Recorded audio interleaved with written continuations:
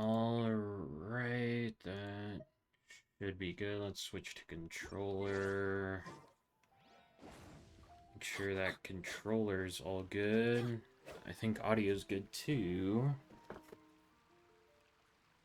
If we just... Everything looking good. I think everything's looking good. What was weird is that unlike when I streamed Minecraft last week, the game capture setting in OBS wasn't working for Genshin Impact, Come on, let's go. which is kind of interesting.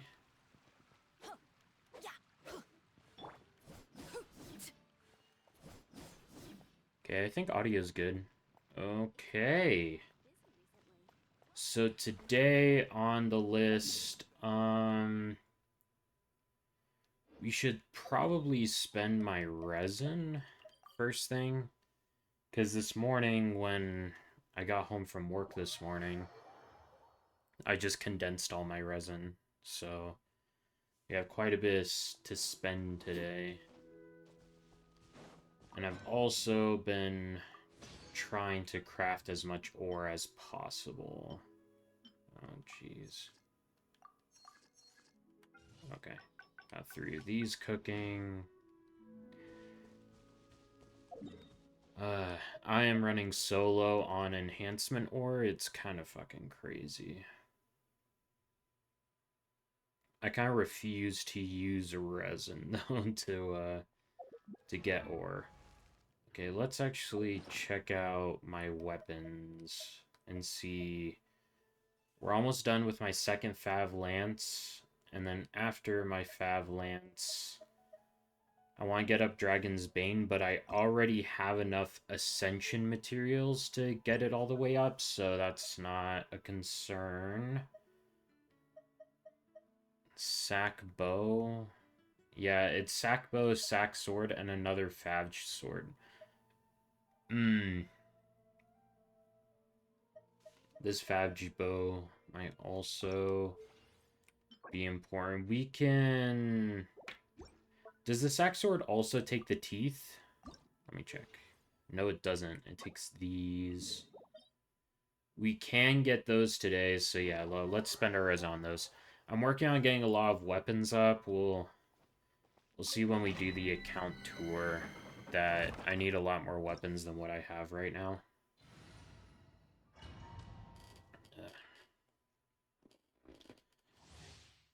Okay. Arlecchino. Everybody stand. Show no mercy.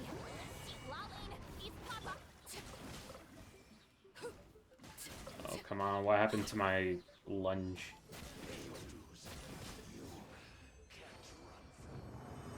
Okay. We're not going to use our Fragiles. I've taken to saving Fragiles for the next Stygian Onslaught rotation so that I can farm as many artifacts as possible with the boosted rates. One with nature. Get to work. Suffer the wrath.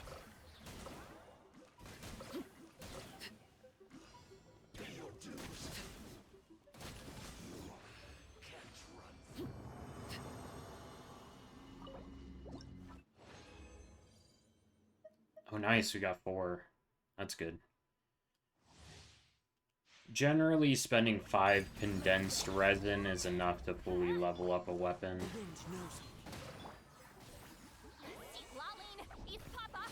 So once we're done with that, we'll be able to level up the Fab Sword. Right now, I'm only gated by how many enhancement ores I get. I've been mining out my entire world like every day for the past month, and it's still not enough to get a lot of the like backup weapons I have all leveled up. Because right now with my account, a lot of characters just kind of share weapons, and I don't like that, so getting a lot more weapons up gives me more options for team building. And especially for Stygian Onslaught, I need to get my spare Fabges up. Because I have, like, one of each leveled up. One of each type. But I don't have multiples of each type, which is kind of becoming necessary for Stygian Onslaught. Fulfill our pact. Laline, eat pop.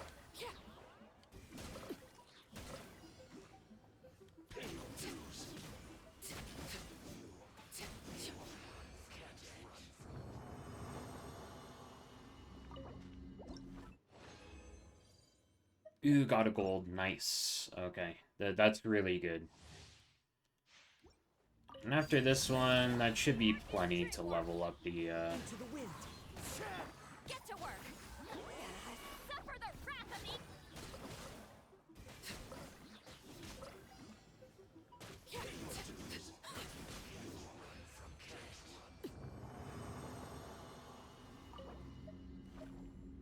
Oh, I used up all of them. Okay. That's fine. You should have plenty to start thinking about leveling up that. And let's go to the Spiral Abyss and start looking at the account. We can also start with,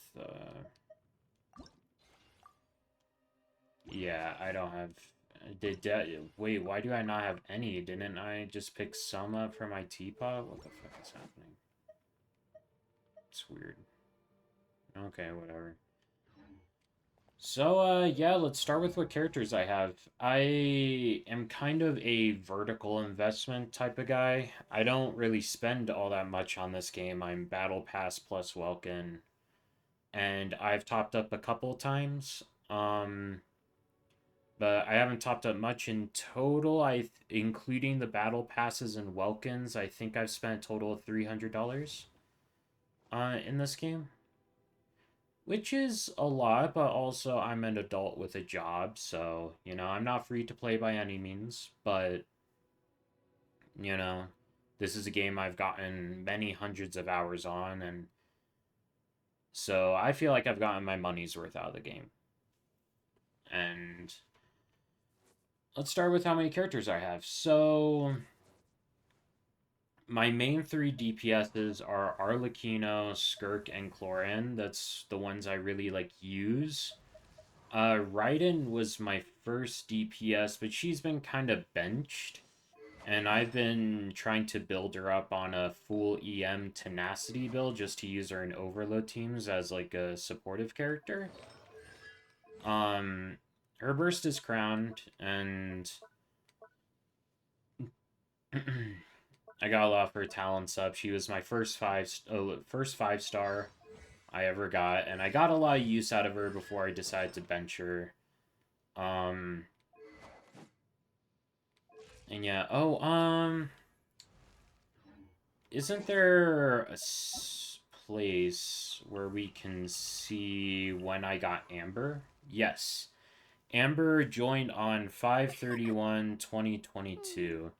That was when Yelan came out, is when I first started my account, but I didn't really play the game seriously. I explored the world a bit. I was kind of pissed that I was level locked out of doing the Archon quests. And I didn't really get that I had to just log in every day and do daily. So I tried to explore and my level was barely going up. I'm like, damn, do I have to explore the whole fucking world before I can do the Archon quests? And I took a long break, and let's see here. Yeah, Ray. When did I get Beto? Okay, Beto. That's good. I remember getting Beto. I'm always When did I pull Noel? Okay, yeah, I pulled Noel day one when I first installed. And then I got Chong Yun. I got Sucrose in 2024. No, I think my earliest 5-star that I got, after I started taking the game seriously was Beto. Which I think this was during Fontaine version 4.1. Or maybe 4.0. Wow, it's already been that long since I got Beto? Because I remember pulling Beto. And did I pull her and Razor in the same pool? Yes. So her and Razor both came almost a year, more than a year and 5 months after I created my account. Beto was one of like the first 4 stars I got. I If you remember ever I want to trade pulled her tactics, I'm when always ready. exploring the chasm. So Beto's date is more accurate to when I actually like started playing the game, even though my account was created when I got Amber, right? Um, Cat Queen I got really late. Mona I got late. I just got Chi Chi. Oh my gosh, I just got Chi Chi. I got Chi Chi when pulling for and pulling for Sitlali this Children last love time. to. So Raiden was my first limited 5 star. I got her when Chevreuse came out. Um, and she's one of my biggest regret pulls, honestly. Because not only did I get her, I also decided to get her weapon on that banner that also had a Thundering Pulse on it, and I lost a Thundering Pulse twice while getting her weapon. I was just. I was new at the game and I was dumb and I didn't really know what I was doing with my pools. I didn't really think it mattered. I liked Raiden because she had aura in the Inazuma Archon quest, which I had just played through when her banner came around. So, luckily I've gotten use out of these thundering pulses, but like for how many pools I spent, and I'm also using engulfing lightning on Shenhe, so like the weapon banner wasn't an entire waste, but I feel like my account would have been a lot better off if I skipped over Raiden entirely because I did end up getting. When I got Skirk's weapon, I ended up losing to Calamity Queller, so I have a Shenhe weapon anyway. um, Never mind. but mostly I pull for characters I like and vertically invest in characters I really like, so as examples of pooling characters I like, I ended up getting Raiden, even though I think spending the pools on Raiden and her weapon overall made my account weaker than it should have been.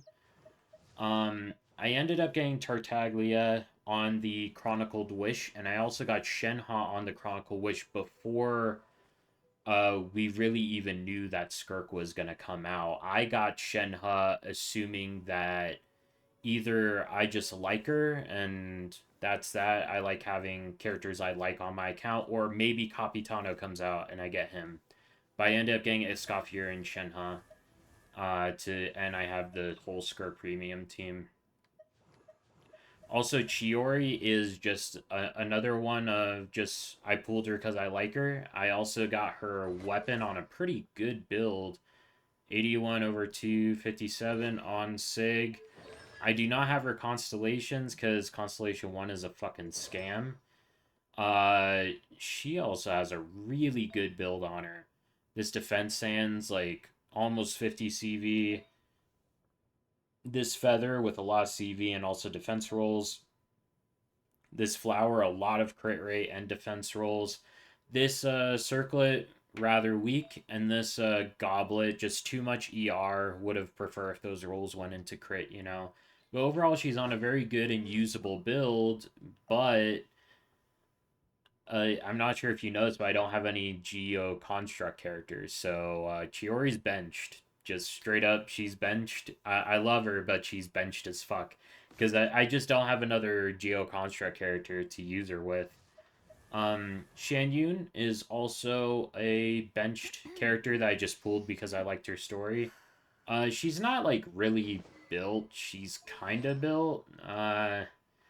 If I give her my crit damage circlet, she's kind of on a DPS build. I got her pretty early on because I got her after I got Raiden. So I was using her and when I was clearing Abyss back then, I was using Shan Yu to drive National actually as a VV holder for National. Because I got Lost Prayer off of the standard banner as my first 5 star off the standard banner, so I could get her with Lost Player, get her with this crit damage circlet, and there was also this attack sands. Yeah, she's on the DPS build. Yeah, 14 crit rate. I got that flower pretty early on. I got this.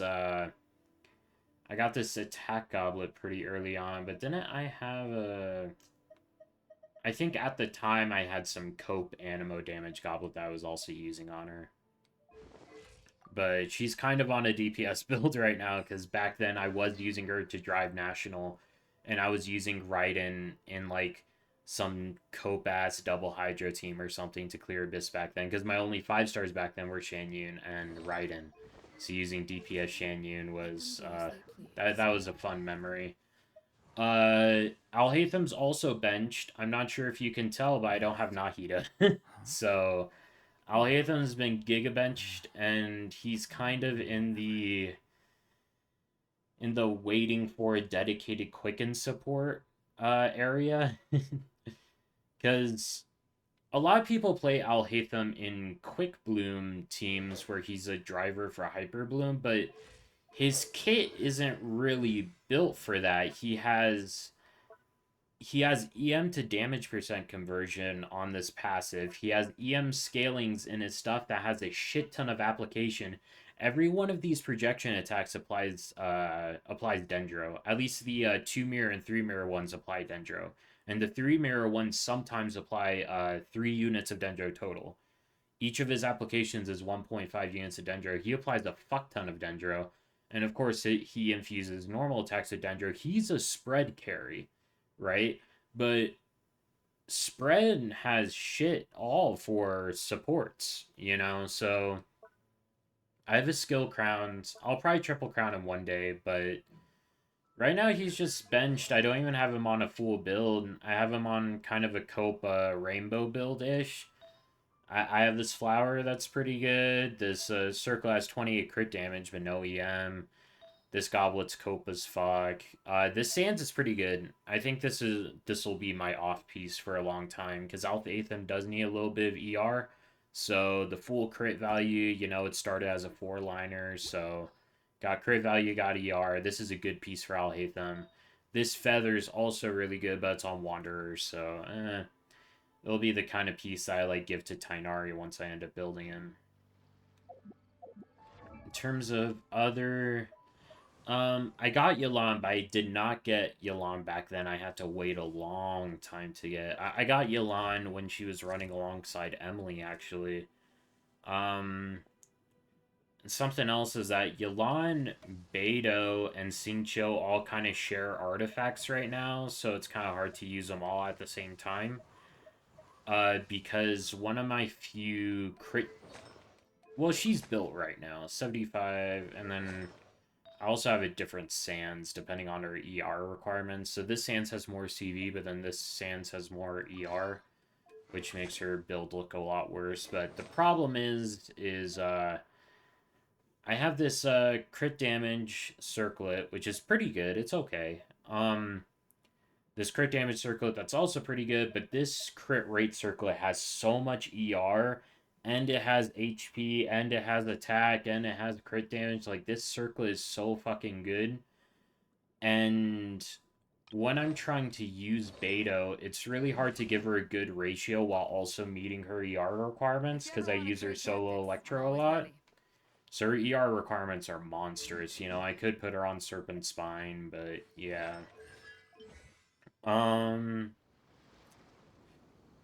What else is there to mention? Got Yelan, got Tartaggles.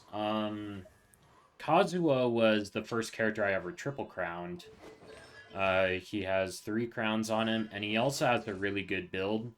1066 EM on an R5 Zyphos Moonlight, giving him 232 ER. That's pretty good, and the passive from Zyphos is giving an extra 23% ER to the rest of the team. And this is just a really good Kazuo because of this flower and feather. Like, the Sands, it has 22 ER, it's EM. This Goblet's tragic. Didn't roll into ER once. Absolutely tragic. And this Circlet got a couple things ER, but nothing special. This flower, though, 98 EM and 12% ER. Insane. The flower, 128 EM with ER. With a max ER roll. Holy shit. Like, this Kazuha, I mean, Kazuha build rankings don't really matter because he's not a DPS, support, but this is technically a top 500 Kazuha in the world, just because of how much EM I got on the Flower and Feather, and I have him on Zyphos. So, in terms of damage percent, his damage percent buff from his Ascension passive, this one, it's up to 42%. That's more than Cinder City. This Kazuha is kind of fucking cracked, right? Um, let's look at some other characters. Got Shenhe. Shenhe's build is still kind of a work in progress, honestly. I have her on Noblesse, but like, what I want to do is get her ER to a point where I can run Calamity Queller on her.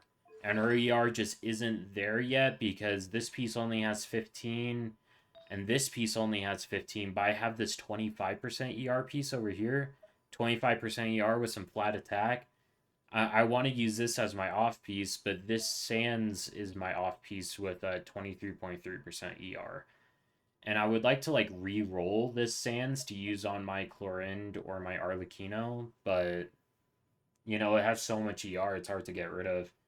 My Goblet's good though, 24% ER. That's all you can really ask for on a Shenhe piece. And my Flower's pretty good. 15% attack, 17.5% ER with some flat attack too. That's a pretty good piece. She's on Engulfing right now just because even though I want to run a Calamity Queller, I just don't have the ER for that shit, right? Other characters before we get into the DPSs. Farina's a work in progress also. I'm trying to switch her over to a full Tenacity build because that's her best build when using her on a Skirk team.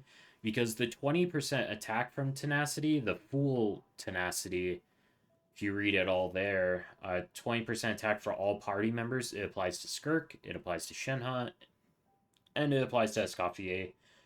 So that 20% attack is effectively like 60% attack for the team, you know? So Tenacity Farina does a lot, but like these pieces are cope as fuck. Like 10% crit rate with 13% ER, and then the circlet's pretty good. 10% crit rate with 11% ER on crit damage. That's pretty good. But I need a Sands. I need a Flower. I I would like to keep this goblet. This goblet's pretty good, so I like to keep that. But yeah, I need new Sands and Flower, and I just don't have any more elixirs. So Farina's a work in progress. Just have her on Fadge to help with energy because she's not doing a whole lot of damage in Escoffier teams. Um, Tartaglia is just straight up not built. You know, like he has some pieces, you know, and I have Thundering Pulse. He's kind of on the back burner unless he gets like buffed, you know. Some of the HSR characters, Honkai Star Rail characters, have been getting buffs, so I'm hoping that Genshin Impact will do that with Tartaglia one day. But for now, he's just kind of not built. I have his talents up a decent amount. I'll get him like triple crowned eventually, but his build's kind of on the back burner because he's just such an old character that has been power crept pretty bad. Because he isn't really a carry himself. He was kind of enabling Shang Ling to carry, and Shang Ling's also just kind of outdated, you know. Um, Sitlali is a new addition. I happen to have R5 Wandering Even Star, but if I'm really tryharding, then I'll put her on one of my TDDSs. Um, But she's on standard Cinder City build, a lot of EM, you know, a good amount of ER so that she can burst every rotation. In the overworld, I like having Sitlali on Wandering Even Star because in the overworld, you know, you aren't doing proper rotations, you know, you're kind of just going around with Arlecchino, just poking everything. Poke. And TDDS, it just doesn't see use in the overworld, right? So I have her on Wandering Even Star instead. Um, Escoffier. She's interesting. What do I have her on now? Yeah, that 65% crit rate kind of looks bad, but with cryo resonance, it gets bumped up to 80, so her real ratio is 80 over 186, which is actually pretty good. I have her on Calamity Queller, and right now I have her on this Circlet, this Flower, Oh yeah, officials on that flower. Okay, yeah, this flower has some attack on it. This feather has some attack. This circle has some attack. This crowd damage bonus. It's a little bit cope. But I have her on an ER Sands because she just needs that ER to burst every rotation. I have her at 175 total. But I have her on Calamity Queller, so her attack in combat actually isn't that bad because in addition to the attack substat, she gets the attack from the passive. I would like to have her and Shenhe switch weapons one day so that I can put Escoffier on a attack Sands and then Engulfing Lightning has the attack percent to ER conversion, which is pretty good. And yeah. So having her on Engulfing Lightning would be pretty good. Because then also on Engulfing Lightning, I think I could trade out this Circlet for my crit rate one. Yeah. There's some stuff I could do with this Scoffy's build, but I'm like satisfied with it now. She's functional. Yeah, she's doing pretty well for herself. Anyone else? Oh, Pyro Traveler. This is the most cursed shit you'll see in your life. Pyro Traveler, I do actually use in my Chlorinde Overload teams. I'm not sure if you see that number to the right there, but he has 2,698 defense. And why is that? It's because I happen to get Peak Patrol while pulling for a Triori signature weapon. So, Traveler is on a full defense build to take advantage of the damage percent from the sword on Cinder City. Defense Circlet, Defense Goblet, Defense Sands, a Feather with a lot of defense, and ER, of course, and this 30 ER Flower. So, even though he's on triple defense, he has 210 ER, which is usually enough to burst off a cooldown. So, my Traveler build is a little bit diabolical, but overall, he's including his C1, he is giving like almost 70 damage percent, which is almost as much as the full fanfare of Arena. Right? 70 damage percent is no fucking joke. And on Chevry's team where you are getting your shred from Chevy and more damage percent from her, like this build is actually like functional and it's actually like good. So this is pretty cursed. It's cursed, but it's also good. I don't have his talents fully leveled up because he's on a full defense build. It's not like he's doing damage. I used him this last Stygian Onslaught to deal with Papilla. So he's actually seeing use, a lot of use, you know. Anyone else we can get to before we get to the DPSs? Okay, not DPS time. Okay, let's start with Chlorinde. She is on Sig, and she is also has her C1. I plan to get C2 on the run back. Her C2 is a very large power spike. It gives her some resistance to interruption and increases her emotion values. Double crown, skill and burst. And for the build, all of the artifacts are shiny. This is a top 3% Chlorinde on the Akasha leaderboards, but she is still a work in progress. There is still room for improvement here, for sure. Let's start with the flower.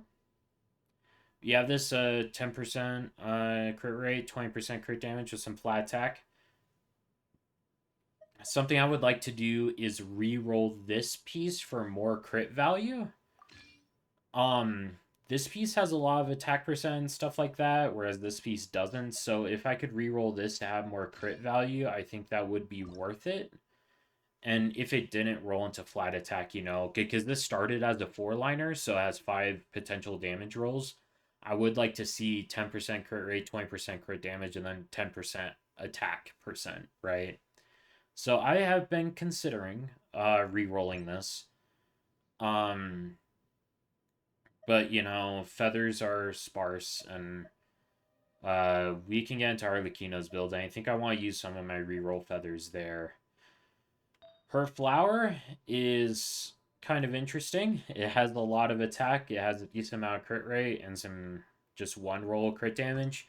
This started as a 3-liner though, so it does have room for improvement if I can get 4-liner with crit rate, attack, and crit damage. All the roles are good though. Clorin likes attack, you know, and unless you're playing her in Overload, she doesn't have a lot of attack buffs, and I am waiting for that aggravate spread support that can hopefully be played with both her and Alhaitham. So in those teams, even though crit value is really good, um, Clorin having more attack is also really good for her own scalings because she doesn't get access to attack buffs in quicken teams, right? And her motion values are actually really good. This Sans is a little bit cope. 14% crit rate. It rolled into flat defense once, and it had some crit damage, but it started as a three-liner, so I would really like to re-roll this Sans from Shenhe once I get a replacement piece for Shenhe. And put this on Chlorand if it re-rolls spectacularly. And then we have my Circlet, which is almost 20% attack and some crit rate, and also some EM too for those quicken teams. My Chlorand has a lot of attack percent, and that continues with the Goblet. Electro damage bonus with crit rate, crit damage, attack, and attack percent. Flat attack and attack percent.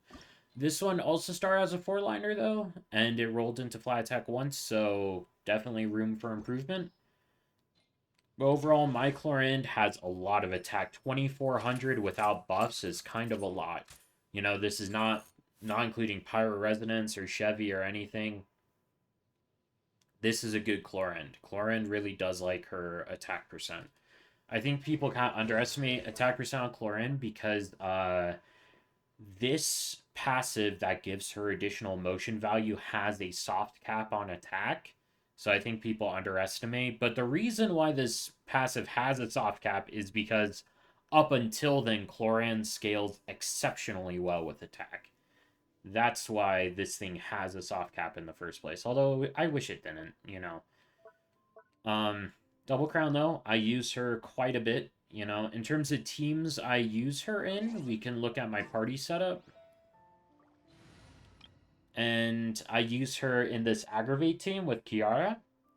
If we deploy this, we can also look at some of the 4 stars as we go along, where we use my 1000 EM Kazuha, my goat, Fischl with Thundering Pulse on her, 75 over 196 ratio. She's doing pretty good for herself.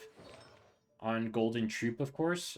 She has some good pieces here, this piece.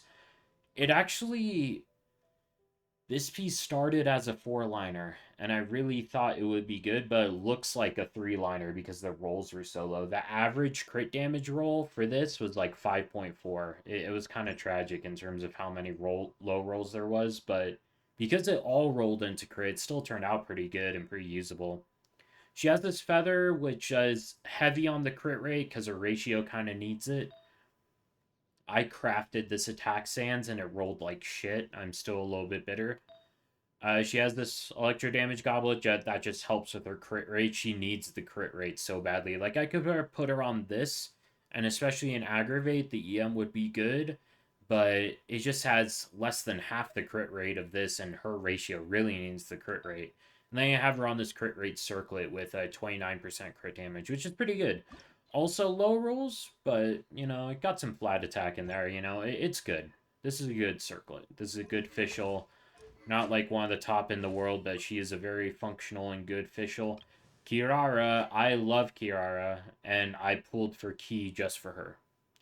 I figured I could also use Ki on Farina if she was playing in a team that liked EM, but I mostly use Ki on Kiara, and she's awesome with it.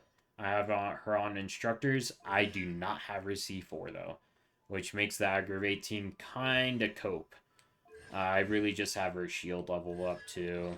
Do I have enough to crown it yet? No. Her talent level up materials, I'm kind of just trying to passively get from the battle pass. But yeah, this team is really good. It does a lot of damage because Official's A4. And because I have Chlorine C1, Chlorine C1 makes aggravate teams just a little bit better. It makes them disproportionately better compared to overload teams, excluding the Mavwika overload teams, because I'm not sure if you noticed, but I don't have Malvika because I don't like how they designed her kit, so I just didn't get her, even though she is good in Chlorine teams. The problem with pulling Mavwika for Chlorine is because I just feel like Mavwika Aura Mogs Chlorine in her own team, and I don't like it. Oh, I got a follower. Hello. Nice to meet you, follower. I don't have my chat up. I should probably have my chat up. Oh my gosh. Hello. Life is treating me well.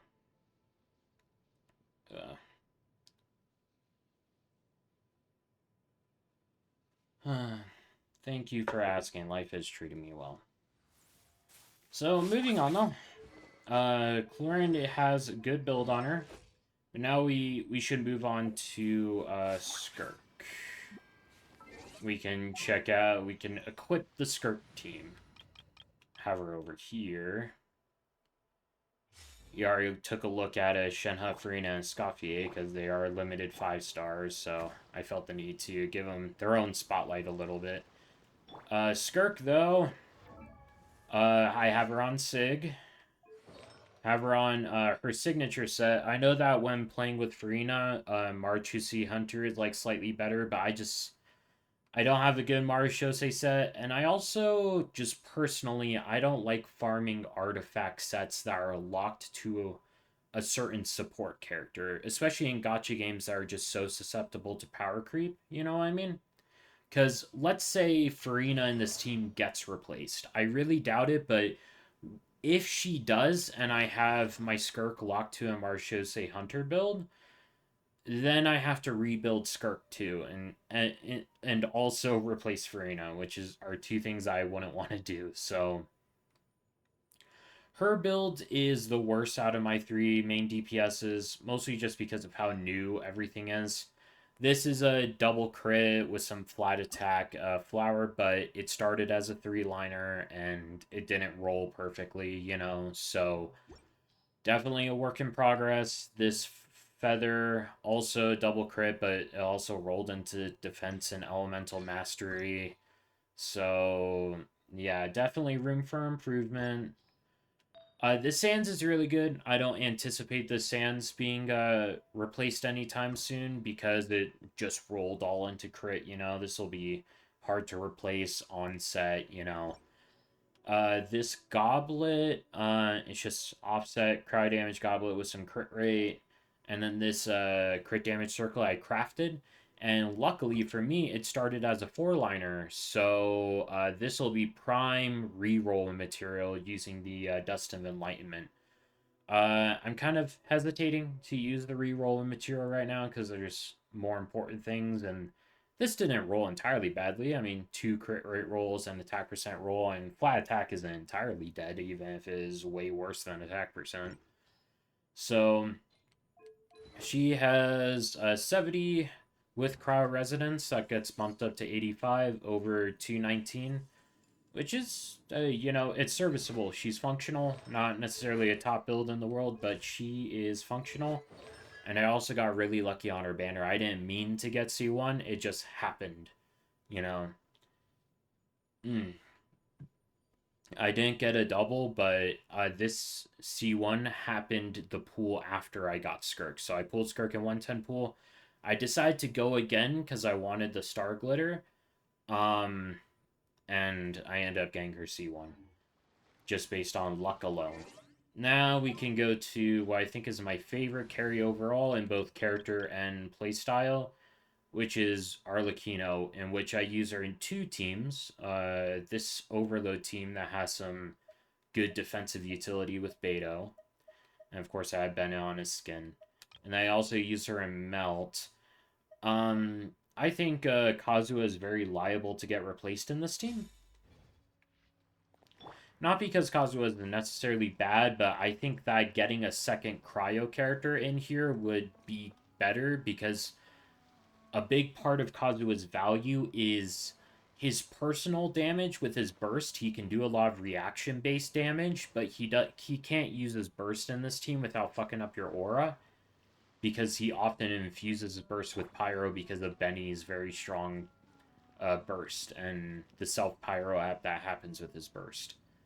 So Kazuha just really uses his skill up and down, and then he swaps off. And with Zypho's Moonlight, he's given more ER to the rest of the team, and he's given 40 something damage percent because of how much EM I have on him. But I think that he will get replaced the next time we get like a cryo sub DPS that's maybe like power creep to Rosaria and Kaya. Especially because the Red Shredder slot is already taken up by Sitlali. And Sitlali's great. I have a feeling that Sitlali won't be replaced in this kind of team for a long time because she offers defensive utility. You can put her on Thrilling Tales, and she does a lot. Something else I like doing, though, is I also like replacing Kazuha sometimes with Sucrose. But my Sucrose is a work in progress. What makes Sucrose good, though, is that if you have her built on Full EM, and I happen to have her on Wandering Evenstar, uh, Sucrose in this slot instead of Kazuha, you get the best of both worlds, where you get TDDS, but you also get the Wandering Evenstar buffs. So, best of both worlds with Sucrose there. But I just like Kazuha, I don't really feel like giving Sucrose my Kazuha's artifacts, Bennett, of course, I have him on Aquila, which is the second 5-star I got off a standard banner. It took me 3 pities on standard banner to get a character off a standard banner, which is very funny. But getting Aquila so early was really good for Bennett because high base attack means better buffing. I have him on a very standard Noblesse build with 23% ER on the flower, 21% ER on the feather, ER sands with a bunch of HP on it. This is a pyro damage goblet. I would have preferred this to be HP because I would like to scale his healing more just if I use him with Farina, Even though in Arlecchino teams his healing doesn't matter. But 23% ER, that's hard to pass up, and I have him on a healing bonus circlet also for if I use him with Farina. And tragically, I don't have his C6. And I want his C6 so bad.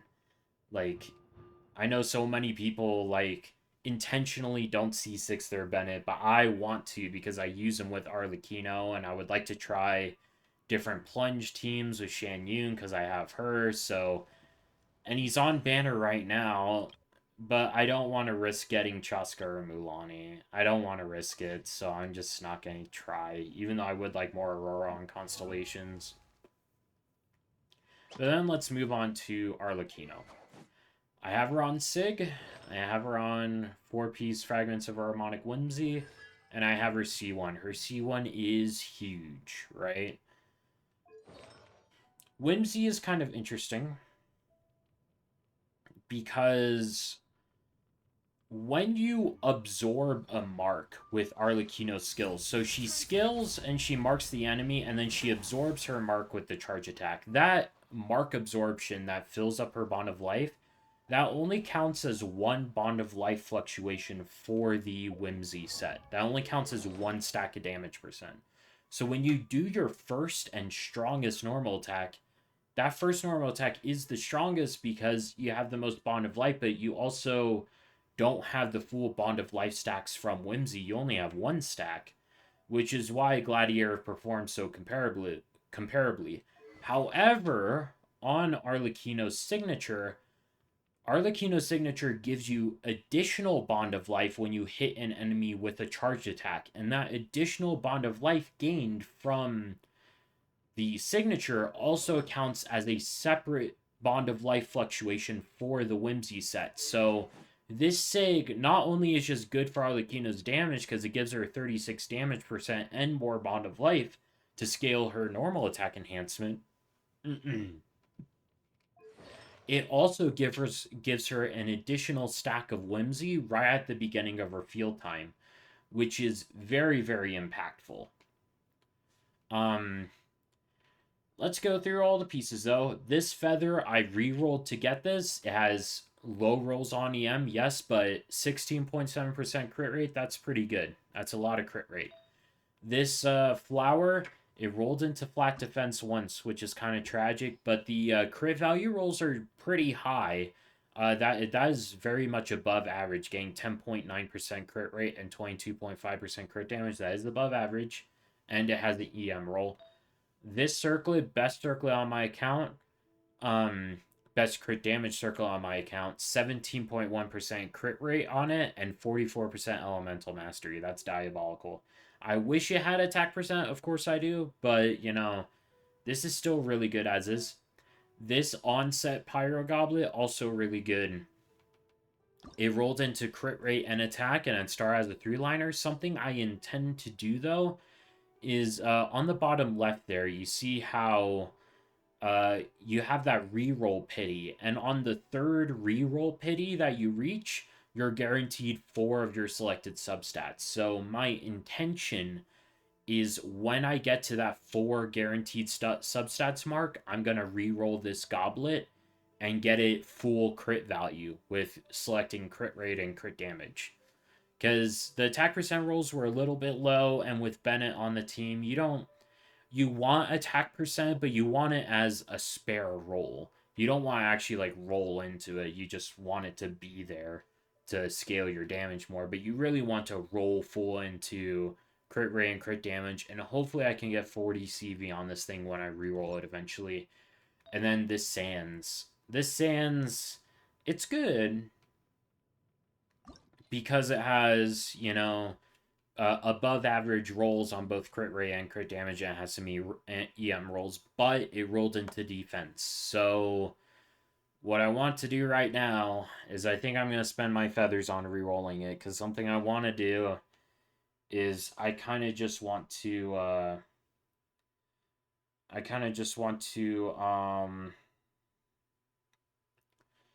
mind the chat rules. I kind of just want to uh I want to just keep re-rolling the sands until I get 50 CV on it. And that's kind of what I want to do. So I think I'm just gonna do it. Let's see what we get. Oh my gosh, this is painful. Holy shit. Ah, please. Fuck. Okay, that's better. Okay, that's really good. Holy shit. We got an improvement. We still rolled into defense though, which kind of fucking sucks. But this is better. This is good. Those are high as fuck crit rate rolls. Holy shit. That was really good. Okay, 11.3% crit rate. Let me see that. I'm gonna actually. I want to bust out the calculator for that. Holy shit. Where's my calculator? 11.3 divided by 3 rolls. 3.76 crit rate on every single one. Holy shit, that's good. Holy fuck. Holy shit, that's good. Wow. And I got 40 elemental mastery on it. That's a good piece. Holy shit. And now the piece is sparkling now. Oh, fuck yeah. 93 over 200. Yeah. Oh, that's good. Holy shit, that's a good build. By the way, this ER, that's not actually on the build. That's coming from Kazuha on Zyphos. Well, holy shit, that's a good Arlecchino build. That's a good Arlecchino build. Holy shit. Wow, that's good. Okay. Some other characters I want to show off. Lanyan, my goat. I have her on Hakushin because I use her in taser teams sometimes. And she's on a pretty good build with some attack percent on that feather, attack percent ER on this flower, attack percent ER on this thing, attack percent ER Sands with some attack percent on it. You know, she's doing pretty well for herself. 2,500 attack. Her shield's pretty beefy on Hakushin Ring R5. Another one is Auroron. Oh, I have him on the wrong build. Hold up. I'm glad I checked. Yep, this is perfect. So I have him on a very decent hunt for some extra grouping in teams where he's in. 85 over 165. Let's check out the pieces. Let's start with the flower. This flower, oh my gosh. Such a goated flower. 2 crit rate, 2 crit damage, and attack percent rolls. Nice. Feather, this is good for the ER. Auroron does have some energy recharge needs, so it's good to give him some ER. This attack sands with 18% crit rate and some ER. I mean, I wish I had crit damage, but like this is pretty good. 18%, and I mean that's 18% crit rate, you know. And I have him on an attack goblet, even though I do have this Electro one, mostly because he gets a lot of damage percent from a lot of different sources, right? You know, because if we look, his Constellation 1 gives him 50 damage percent for his Ascension passive hits. This gives him another 32% damage bonus. This gives him. No, this doesn't give him anything. But he also gets the damage percent from Cinder City. So I hope to get him C6 one day. I really, really do. Um, And his build's okay, and he has a lot of ER, which is good. So Viridescent Hunt, you know, it's a good build. Um, Part of me thinks I should just put him on this, you know. He has a more balanced ratio this way, and also, you know, but he has access to so many damage percent buffs in his team, it's hard not to see the benefit of just running him on Attack Goblet. Another one is Kuki. I have her on and a spare R1 Zyphos Moonlight and just a full EM build. Very standard Kuki. Nothing really crazy about this. She has 140 ER, but that's without the passive from the R1 Zyphos. With the R1 Zyphos, she's getting 170 something ER. So very standard Kuki. Nothing crazy. Don't have her C6 yet. We're on only having C4. I really want a C6. Any other 4 stars I want to give special highlight to? Chevy, very standard Fadge and Song of Days Past build. Nothing really special going on here. Eon-san. Oh, Mona's actually good. Let me check this. Mona. Why is she on this? Oh, her and Toma are kind of sharing certain artifacts. But yeah, this is her build. She's on kind of like a DPS-ish build with like a decent crit ratio and like a fuck ton of ER because I often run her like solo Hydro, so she has a fuck ton of ER. And her burst is only at level 8. I like Mona, but I don't like her enough to actually like put a lot of effort into her. She was kind of passively built with when I was strong boxing Noblesse for my other characters. Eon-san though, I plan to put her on Fadge, and when Fadge is fully leveled, there's my stuff. When Fadge is fully leveled, she'll have a lot better attack, and I do plan to get her up to level 90 eventually. I also have her burst crowned. But she's only C1 right now. Without C2, she feels a lot weaker than she should, you know. And C5, C4 also helps, especially because they don't have Natlan carries. If you notice, my account is devoid of any Natlan carries. In terms of Natlan characters, I have Sitlali, and I have Auroron, of course, but Sitlali and Auroron are my favorite Natlan characters. I really liked their stories, I really liked their characters, so I got them and I built them, but I didn't really feel the need to get anyone else from Natlan, you know, and Pyro Traveler helps out with any Natlan specific stuff as well, which is very nice of him. Um,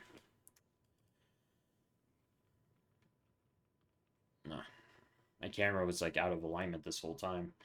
Um, but yeah, I just didn't really feel the need to get any Natlan carries, you know. Got these people so much. Can I? I can crown her if I want to. Not right now though. But yeah, I think that's all the characters I really want to go over. Um, I do plan to build Farzan, Rosaria, and finish building my Sucrose eventually.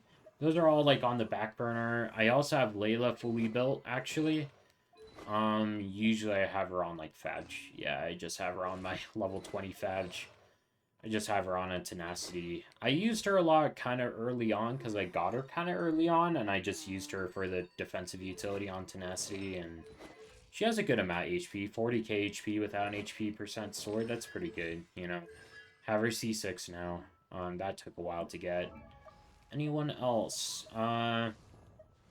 Toma's kind of an interesting case. I have him on Catane. I use him in Overload sometimes on a Noblesse build. And he could use more ER. Yeah, this is why him and Mona share this feather, because this feather has so much ER on it. So he can get up to 210 on Kitane. And he has a lot of EM on him, because he has a lot of EM main stats. So his Sands is ER, but his Goblet and Circle are EM just for overload damage, right? Have Noblesse as an overload support. And anyone else of note? Yeah, Farzan, work in progress. Sing Cho, I just don't really use him. I got him Wolfang from the Battle Pass. I would also like to build up Kale, I think. I would also like to build up Yujin. I like Yunjin quite a bit, but she's just not really a great character. I crowned her Burst just because I like her, but she isn't that powerful of a character, and I have a feeling she'll get worse with time because her buffing from her burst is based on her own motion values. And as we get carries with higher and higher motion values as power creep goes on, her motion value based buffs are just going to get comparatively worse and worse, you know? Because that's 68% defense plus the extra like 7 to 11% defense from this. It's just it's peanuts compared to like what Arlecchino gets from her Bond of Life thing, right? I mean, Mask of the Red Death can give a maximum, can give more than that 238% motion value. I mean, what Yunjin provides is kind of just a drop in the bucket, you know what I mean? So even though I like her enough to crown her burst, like, and I have her fully ascended, I she takes a lot of resin to get going because I have to level up her weapon, which I did already craft for her R5, but that was the easy part. I also have to get her a full set on Petra. A full set of Petra with enough ER for her to run solo Geo, which is it's just rough. Yeah, she's an expensive character to get going. It's just kind of how it is. I don't have any Animo carries, but I just like Farazan as a character, so I would like to build her up. Hmm. I like Kali as a character, so I also like to build her up. I think what I'm thinking about doing, if we look at her build right now, no, these are supposed to be switched. She's supposed to be on Sack, and then she's not supposed to be on Deepwood. I was thinking about giving her some unfinished Reverie pieces, like this. And then I have this Sands for her, and then I have this Circlet for her. If I can give her a full burning set, I can use her for like some content that just is good for burning, right? That's what I was thinking, but I need to give her like a full set because I don't have a flower for her or a goblet. So I would have to probably finding a flower would be a good idea. Um, anything else? I mean, Shangling's fully level, but that was just for national purposes. Noelle was one of my first characters that I built on my account, so she's leveled. Kaya, I would like to build more. Gaming, I would like to build more. Yeah, I don't give a shit about, but she's there as like a Deepwood holder, right? She can hold Deepwood and this event spear, right? So, um, Tainari, I'd like to build for Imaginarium Theater. Just having more Dendro characters would make Imaginarium Theater easier. Charlotte is kind of built, honestly. I have her on Exile. I've been like passively trying to get her a good exile set because you know, I think that would be a good set for her in the places where she's used in, you know. You can build her on like Noblesse or Tenacity or whatever, but those sets don't give her ER. And I know that they're 5-star sets so that they can give her more ER, but blah blah blah. I think it's cool to have one character on Exile, but I have yet to level her and stuff, although I would like to level her up eventually. Anyone else? No, not really. Chi-Chi I will never level, just out of spite. I would like to get Sara up one day, actually, because, uh, I just like her. I don't really have a reason beyond that. I'm like, but you really need her C6 in order for her to even be good, otherwise just using Eon San is so much better. The reason I Sara would see use because Eon Sun's burst cooldown is 18 seconds, which extends the length of Chlorinde rotations if I use her with Chlorinde. Whereas Thara can use her skill to reapply her attack buffs, so she won't actually extend rotations, even though she herself can only use her burst every other rotation. So I would like to get her. I fucking hate Sethos because I have him C6 and my official, one of the characters I actually use is only C3. I fucking hate Sethos. He shows up so fucking often in my pools. I hate him. Yeah, I think that's it. Is there anyone else I want to talk about? Not really. I'm thinking I'll build Kaching one day, because I have a spare lo-fi from when I was pulling for lo-fi and Chlorine signature. So I think I would like to build her one day, maybe get her up to C6 through selecting her, you know. Maybe I'll build her one day. That's it. I can't really think of anyone else, actually, that I would like to build one day. Yeah, I think that's it, and let's just do,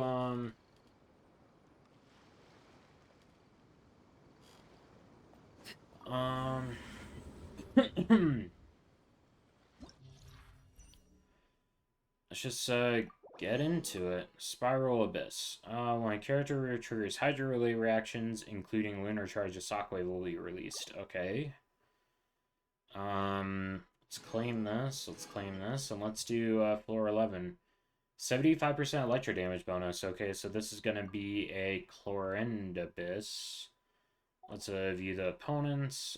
Seeker Source Automaton. Avatar of Lava, Ruin Greater, and Ruin Guard. Huh. I am feeling Taser Angle second side and just Skirk first side. You don't have to do anything crazy here.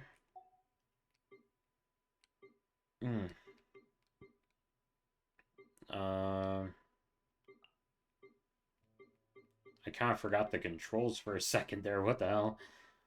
We can put in Yelan, put in Aran, and put in Lanyan. Lanyan's kind of the goat.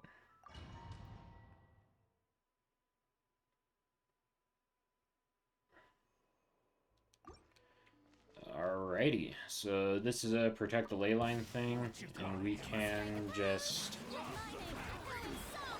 A little amuse-bouche. Boost on the loose. Take your true form. Do your master's bidding. Another star goes out.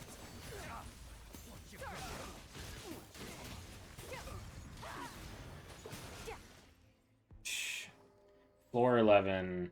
This abyss probably won't be hard for me, I don't think, just because my level of builds is so fucking good, right?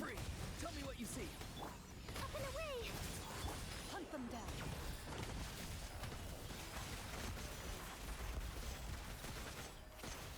I probably should have used a Chevreuse team on this side, though, if I'm being real. I just like any excuse I can to use Electro Charge, because I like Auroron, I like Shenhe, I like Lanyan, so... You know, I like the characters a lot that are in this team. So I enjoy using it even if it's not always optimal, you know. We can try hard on floor 12. Yeah, sure, elemental mastery.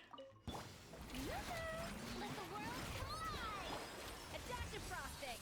A burst of flavor! Cryo incarnate!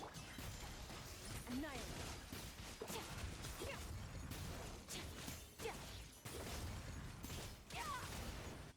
Wow.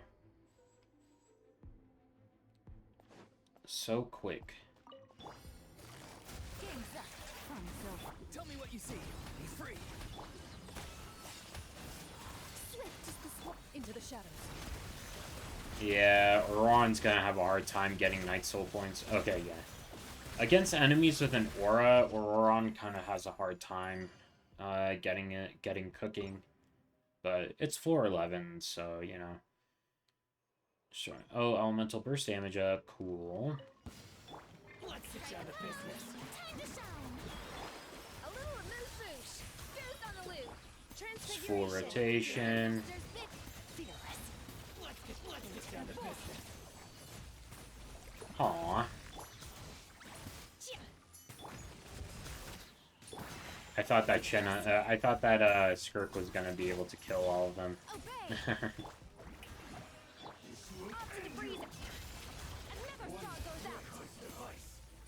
Oh wow, really?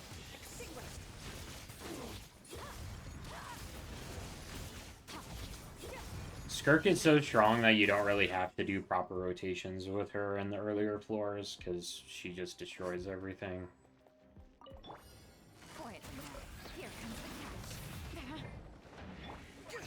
Time to say hello. Not too far now. Shoot on sight.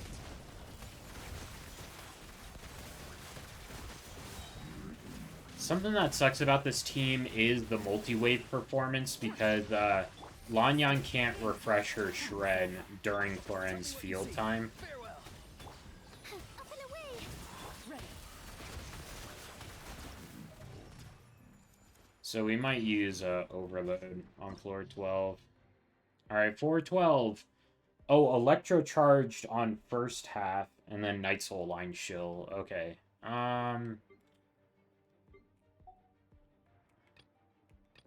Okay. Can I just, like, quickly switch them? No, I guess I can't. Okay, we can use the Electro Charge team then, I guess. I mean... And then we can just use Skirk, because Skirk is fucking broken. I guess, no Arlecchino this Abyss. Damn. Should I use Arlecchino? Well, what's the enemy lineup looking like? Oh, Avatar Lava and Gluttonous Yukumsor. And then, Jade Bloom Terror Shroom. And Burning a Flame Waya Manifestation. We might want Cryo and Hydro for that, so it's looking like a Skirk angle. And then Secret Source Automaton. Actually... That's a problem, because I don't think anyone in Skirk's can easily climb the pillar. Unless we do that trick where we can climb it manually, but I'm not really, like, good at that, especially not good at doing that under pressure. How interesting. Maybe we do a Arlecchino angle, just because we can use Kazuha and Sitlali in order to get up on the pillars.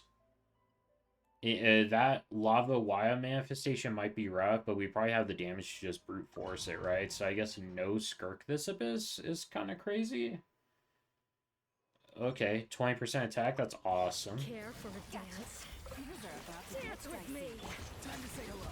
Not too far now. Into the shadows.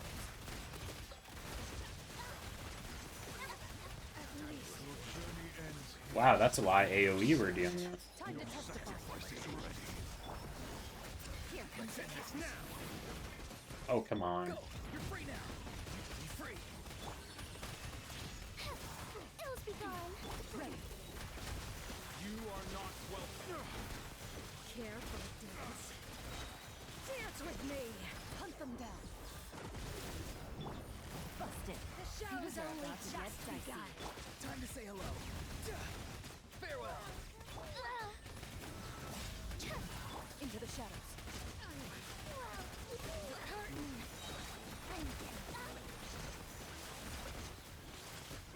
Where evil lurks. Shoot on sight. Gotcha. Game's up. It's over. Tell me what you see. Pound it to the ground. Up and away. Swift is the swap. Ready. I gotta, like, remember to use Lanyan's Burst, because Lanyan Burst gives a team-wide 60 EM buff, which is good for actual, like, electrocharge damage. Going in. See Lolene. Eat Papa.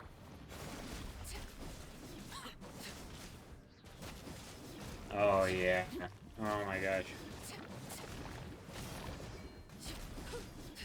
Overrule. Let's light it up. Teamwork is Oh, jeez. suffer the wrath of Eve. Oh.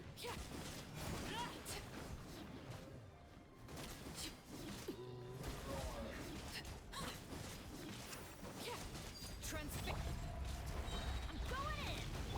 Wind strike. Take me. Oh, no. Silali died. Fuck. Okay, I fucked that up. I fucked that up real bad. Oh my gosh, and I have to redo this floor. That sucks. Dance with me. Go. You're free now. Farewell. The show's Bye-bye. only just Has begun. begun. Into the shadows. Not done yet. The curtain. Journey ends Time to here. testify. Your sacrifice is ready. Things are about to get dicey. Time to say hello. Not too far now. Oh, oops. Dancing in the wind. I didn't switch off of Auroron for some reason. Evil looks. Shoot on sight. Here comes the challenge. Go. You're free now. Care for a dance?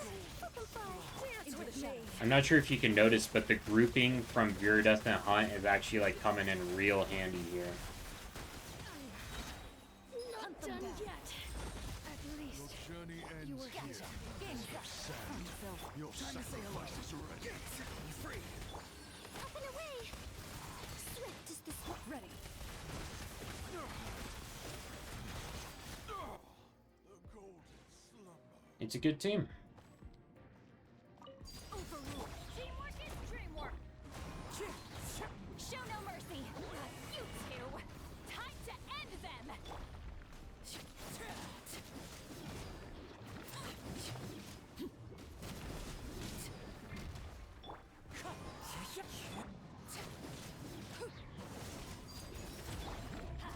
I'm going in. Wind strike. Fulfill our pact.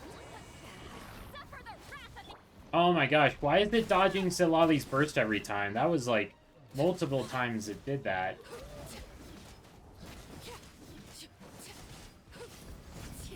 Transfix. Everybody stand. Show no mercy.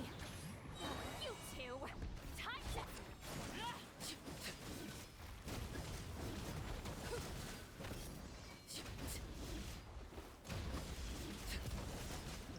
Yeah, the damage was there to get brute force the Avatar of Lava. We'll see how the Pyro Wyab turns out next floor. Alrighty. Quietly now. Oh, jeez. Okay. Farewell. Bad omen. Go.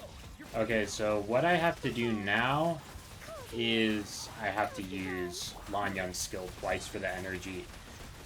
Whenever you don't start a chamber with the energy with this team, you use Lanyan's skill twice in a row just for the extra energy Shoot particles. on sight. Busted.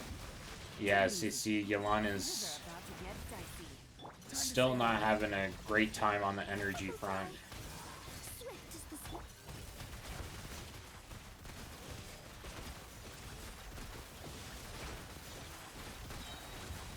Time to testify. Gotcha. Yeah, Yelan. Here Ooh. comes the cat. No, Aurora. Yeah. Lanyan shield has a low duration, so it's a little bit rough sometimes. Be free. Time to say hello. And Auron's so fucking squishy. It's a little bit rough, you know. Into the shadows.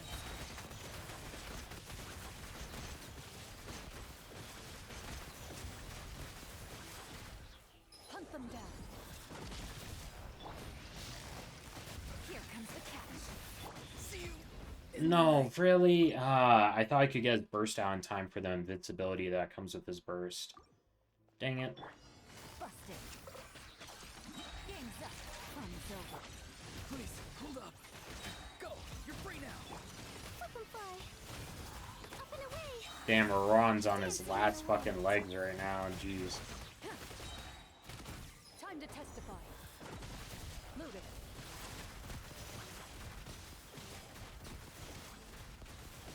And I've ran out of Yelan's burst. Great. Quietly now. Things are about to get dicey. Tell me what you see. Farewell. Closing in. Swift is the swan. Into the shadows.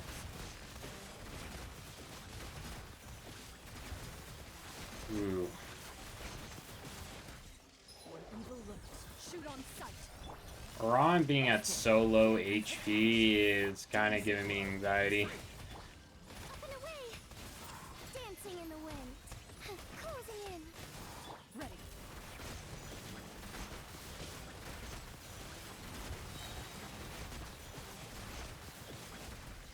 Time to testify. Quietly now. Things are about to get dicey. Tell me what you see.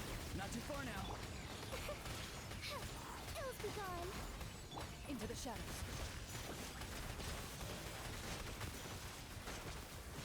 Just so many numbers going off all at once. Damn. Alrighty. Late game. Let's light it up. Teamwork is fulfill our path. Oh, this is one of the Y-ups that, like, steals your energy and shit, huh? Oh, okay. Okay, that wasn't bad at all. What? Transfix. Everybody stand back. Get to work. Laline, eat Papa. Ah, whoops. I fucked up my aura! Oh, that probably wasn't my fault, actually. Because this is a Dendro guy, so a bunch of burning is always happening. Right, right. Suffer the wrath of Wow, so many melts. So, I do want to talk about Arlecchino's combos a little bit, because you're noticing that I am able to hit with my charge attack, which is important for the additional Bond of Life and the additional stack of Whimsy, but I'm not fucking up my aura because of it. At least I didn't that second rotation, right? My aura was perfectly fine. You need low ping in order to do that. So what I'm doing is I'm weaving in a normal attack from Citlali after her skill. So you skill on Citlali, then normal attack to weaken the power aura even more by applying more cryo, and then you burst. And then when you burst, it'll be enough cryo so that you can hit the charge attack and then immediately go in with your normal attacks, and it's enough. Fucking cactus, you fucking piece of shit. Alright, switch, switch, switch. Quietly now. Game's up. Fun's over. Time to say hello. Be free. up and away. Swift is the swallow. Up and fly. Move it.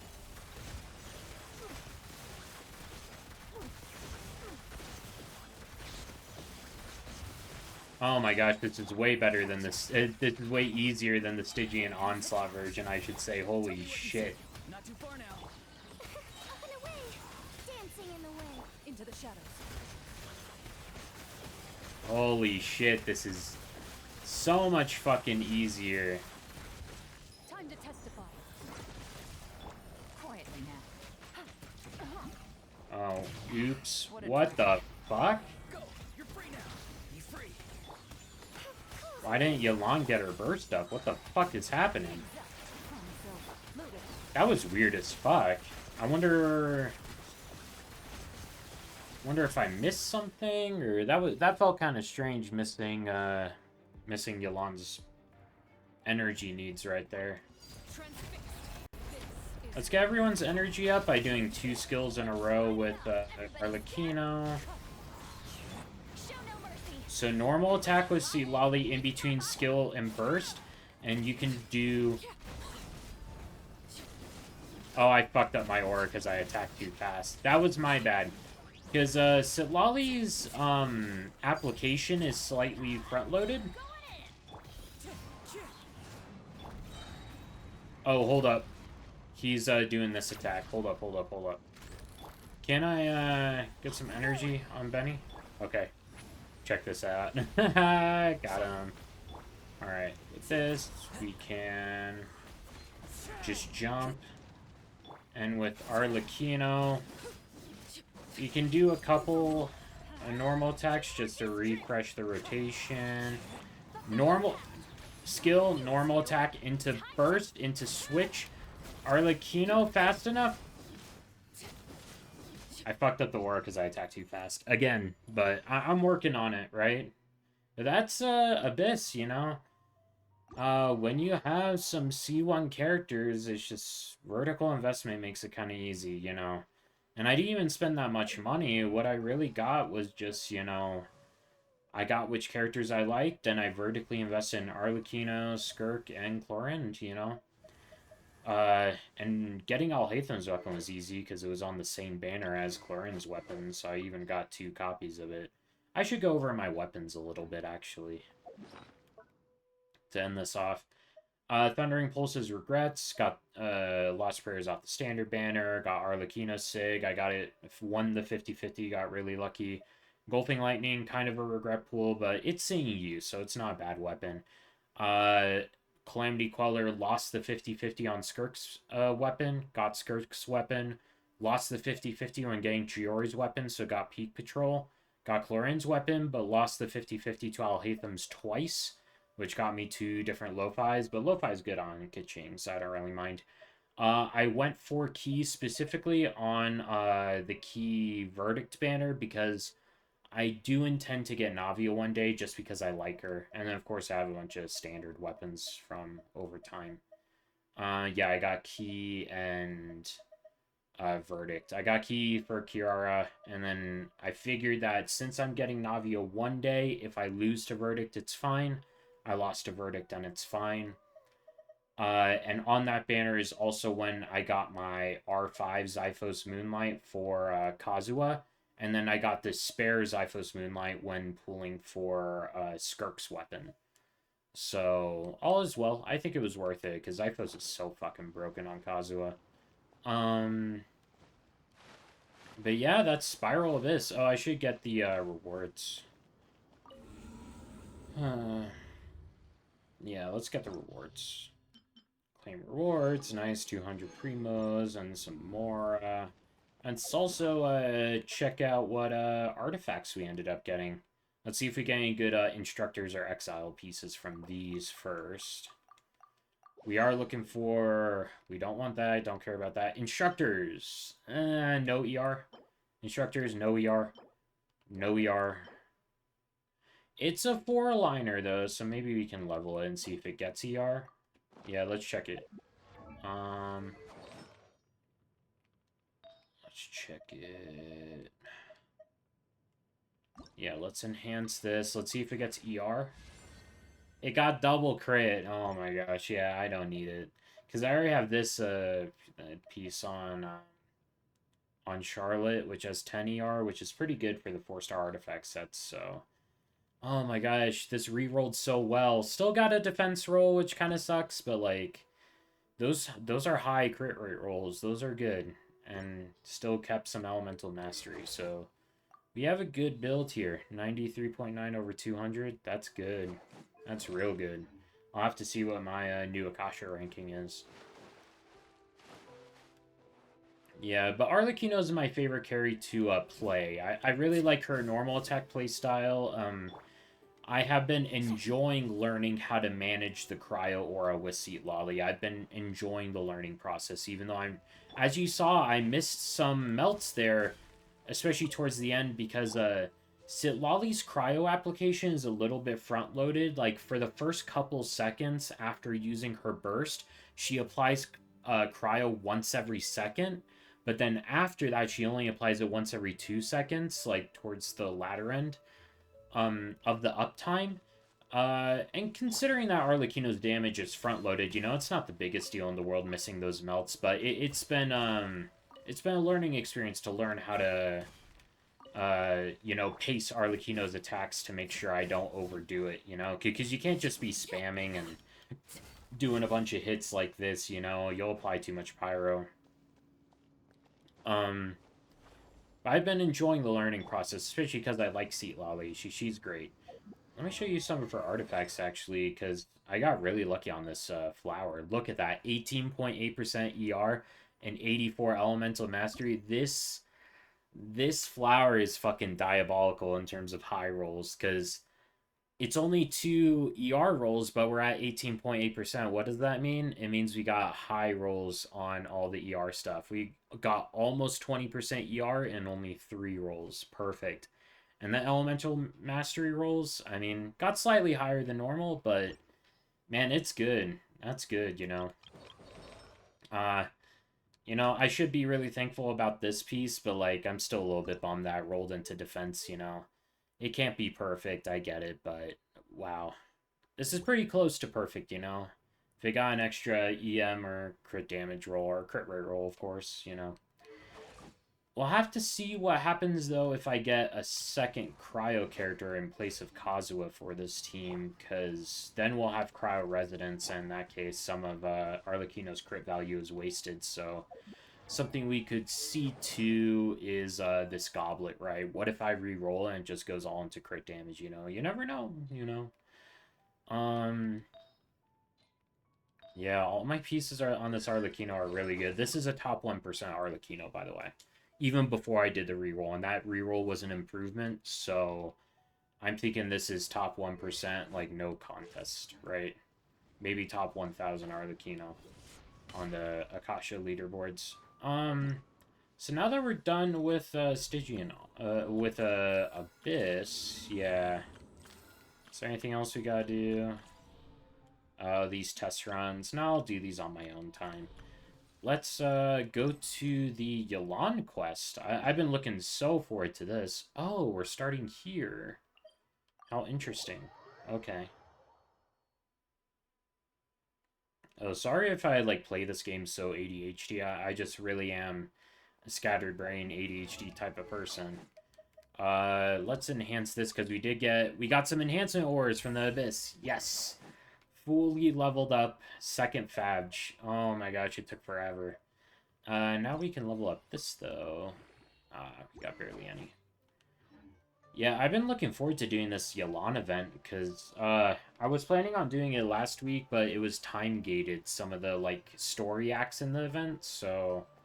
Actually, let's put Yelan in the party, instead of Kazuha here. Let's put Yelan in here. Pull the trigger. Oh my gosh. Whoa. Whoa! Did you see that lag? What the fuck was that? Did I drop frames or anything? No, I did not. Okay.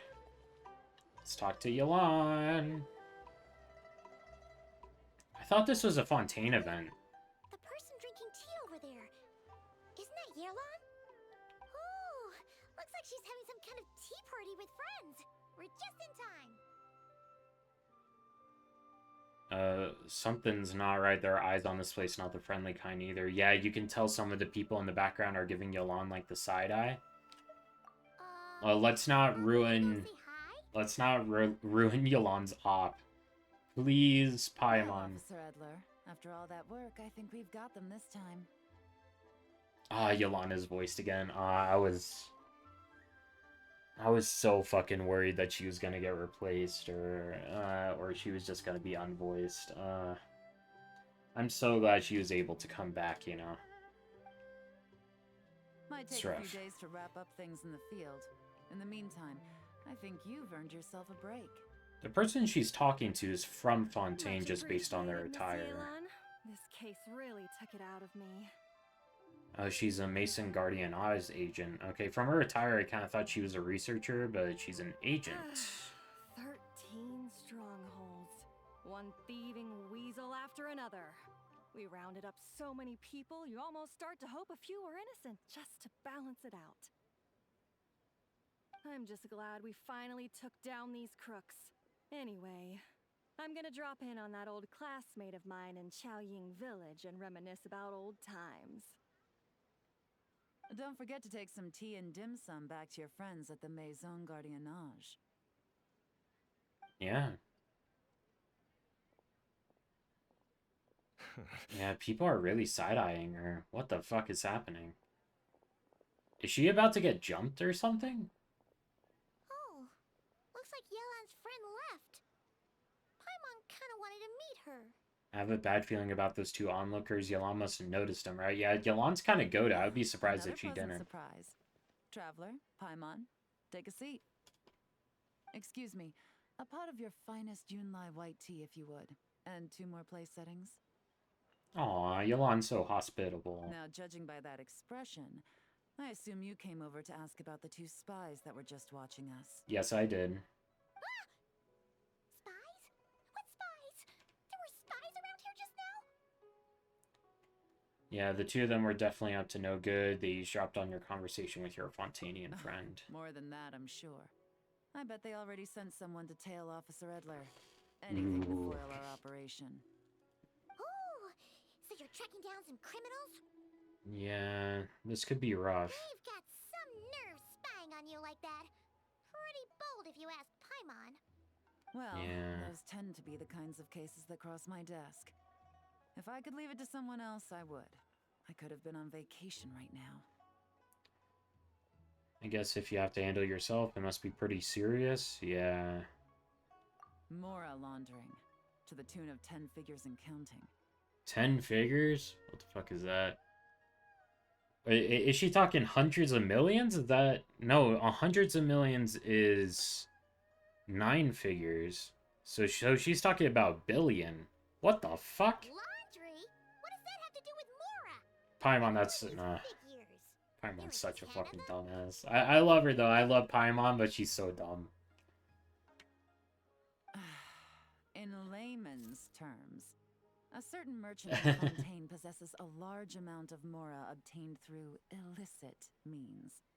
But it's easy to get caught when you're moving that kind of cash. Yeah, I watched Better Call Saul. So you cover your tracks, create a front to avoid detection, and what do you know? Your illegal Mora now looks completely legit. Let me double check the stream quality and stuff. Okay, stuff looks good. Stuff does look good. Okay. Yeah, frame rate looks good and everything. Okay, just double checking. I've had it in the past where like ah, crap. Dang it, dang it, dang it.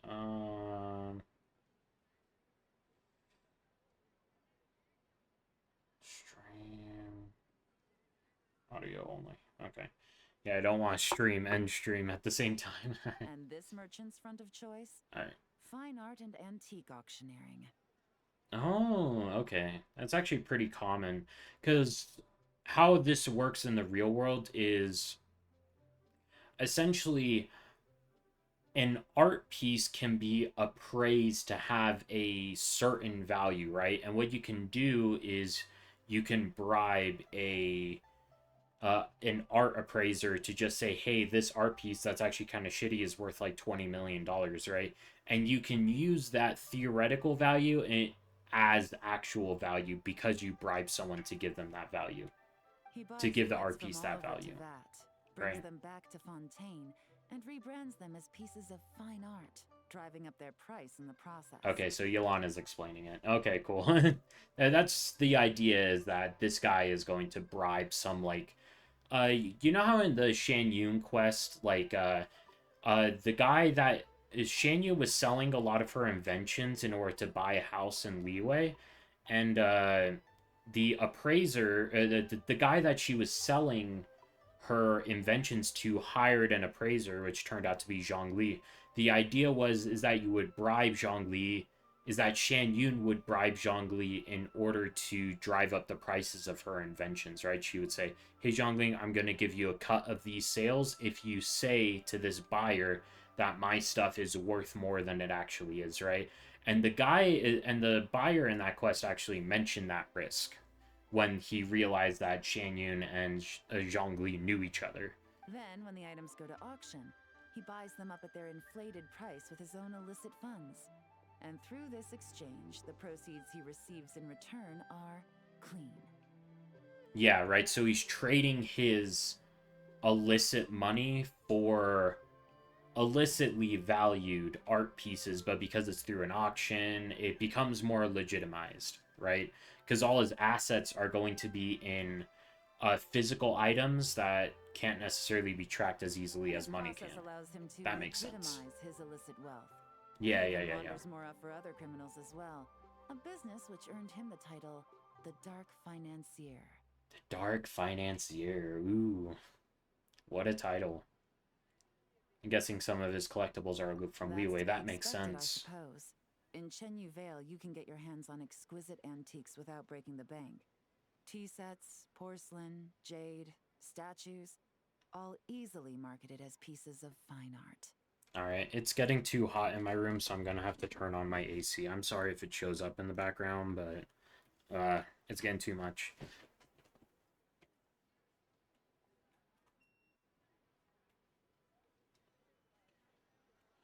Alright.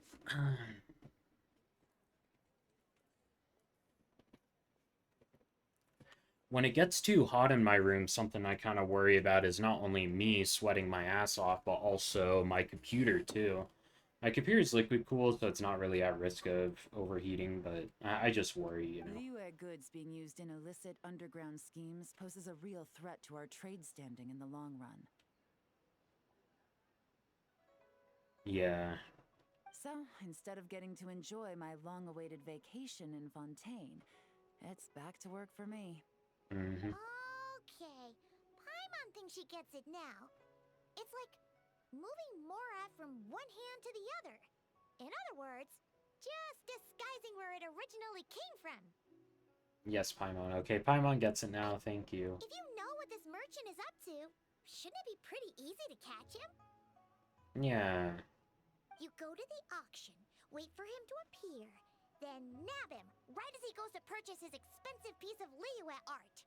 Well, you can't arrest someone without evidence. That's the whole point of money laundering, is that it's good at disguising, you know. Not a bad plan, Paimon. But there are too many loose ends. Yeah. If you were the mastermind behind this whole scheme, would you really expose yourself as the face of the operation? He would have a proxy go to the auction and buy the shit for him. Yeah, that makes sense. Oh, yeah. You wouldn't want to be seen doing the dirty work. You'd send someone else instead. Like, if Paimon was the bad guy, she'd send the Traveler. No, wait. Even if Paimon turned bad, the Traveler would never. Paimon would need, like, a group of minions or something. Oh. Oh, Paimon gets it now. Even if you track down the goods, if this Dark Financier guy isn't the one doing the buying at the auction, you won't catch Yeah. him. It's not just a matter of who's at the auction. You also have to source the goods, transport them back to Fontaine, get them to the auction house, none of which are tasks he performs himself. He has a whole crew to hide behind. Tracking Yeah. down the goods is already complicated enough. They change hands so many times, the trail is almost impossible to follow. So the most logical course of action is to play the long game. You start small. You find someone you can follow behind all the smoke screens, who'll lead you straight back to the Dark Financier himself. Well, this is where Yelan comes in. Yelan's strength would be to go undercover and try to get recruited by this guy to do his crimes for him and then catch him that way, right? Which means you wanted them to overhear a conversation, right? Okay. So you were just pretending? And to think, Paimon thought all that stuff about wrapping up the case and taking a break was actually true. Yeah. Right you are, Traveler. Working with the Millilith and Officer Edler, we managed to launch attacks on all of the Dark Financier's strongholds, which allowed us to nab most of his crew. Those spies just now were his most important agents, the two people he trusts to have direct contact with him. The first is Corday, a senior member of the Fontaine Antique Association, in charge of auctioning off the goods. And the other is Dodamani, a ship owner from Sumeru and longtime cargo transporter. They're under pressure to salvage the situation, so we let them slip through the cracks on purpose. The goal is to make them think that, by some stroke of luck, they're in the clear and have room to act. They think keeping tabs on Officer Edler will allow them to operate under her radar and get whatever remains of their goods out of Liyue. But little do they know, while their attention's fixed on her, I'll be secretly gathering the intel that's gonna bring them crashing down. So, interested in coming along for the ride? Yes. I'm curious how you take to this line of work. Could be some potential there. Getting to work with Yelan, he's just like me, for real. He's just like me. We kind of stumbled into this whole thing, but now we're a part of it too. Let's do it! For Yelan, for the people of Chenyavale, and for, the Liyue business world. Mostly for Yelan. I admire your selflessness, Traveler and Paimon. Let me be the one to look out for your self-interests then. Namely, your payment. How about we do this the Fontainian way? You'll get exactly what a top agent receives for a dangerous field mission. Ooh. Getting started is always the hardest part, but luckily, I have a lead. Do I get paid in primo gems? The Dark Financier's crew is even more on guard than usual, so our best bet is to do some counter-surveillance to get on the right track. Yeah. And I think I know just the place to start. Let's head northeast and see if I'm right. Northeast, okay. Oh. Oh, how interesting. Okay. Let's go to quest. We're good. Something I kind of want to do, actually, is, change my nickname. It's just been this Lord of the Rings reference for so long. I think that changing it to my stream name would actually be good. Now that I've rebranded myself quite a bit. What, did I not? Oh, okay, there we go. And I like my Shenhe profile picture, so I'll keep that. I like Shenhe a lot. I was very proud to, we can check when I got Shenhe. I got Shenhe in January, and I didn't get my first crowd DPS Skirk until she came out. So, I feel very proud for being a Shenhe main who got her regardless of whether or not she would get off the bench, you know?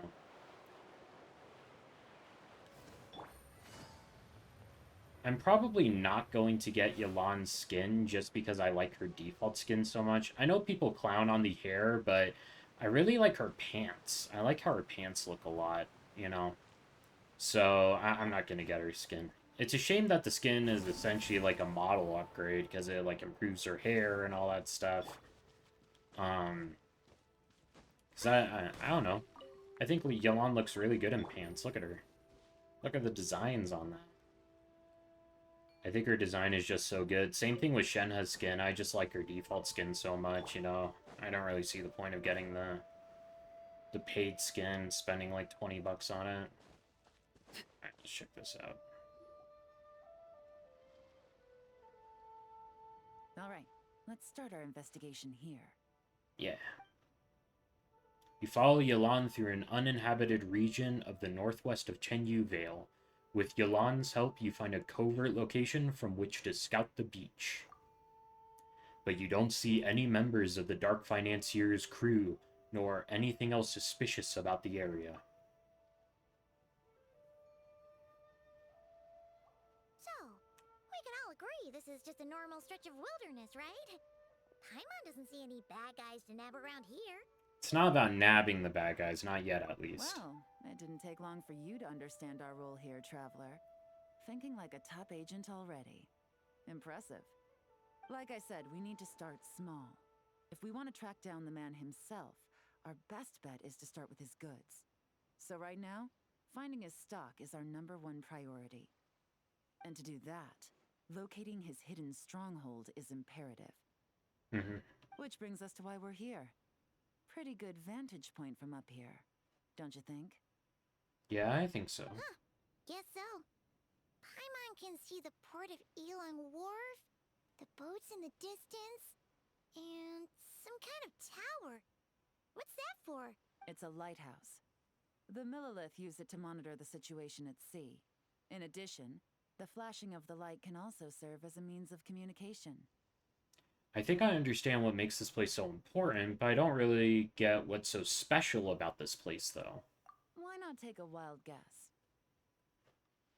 Somewhere where you can observe the Millilith while staying out of sight. It's somewhere you can spy from to gain the upper hand.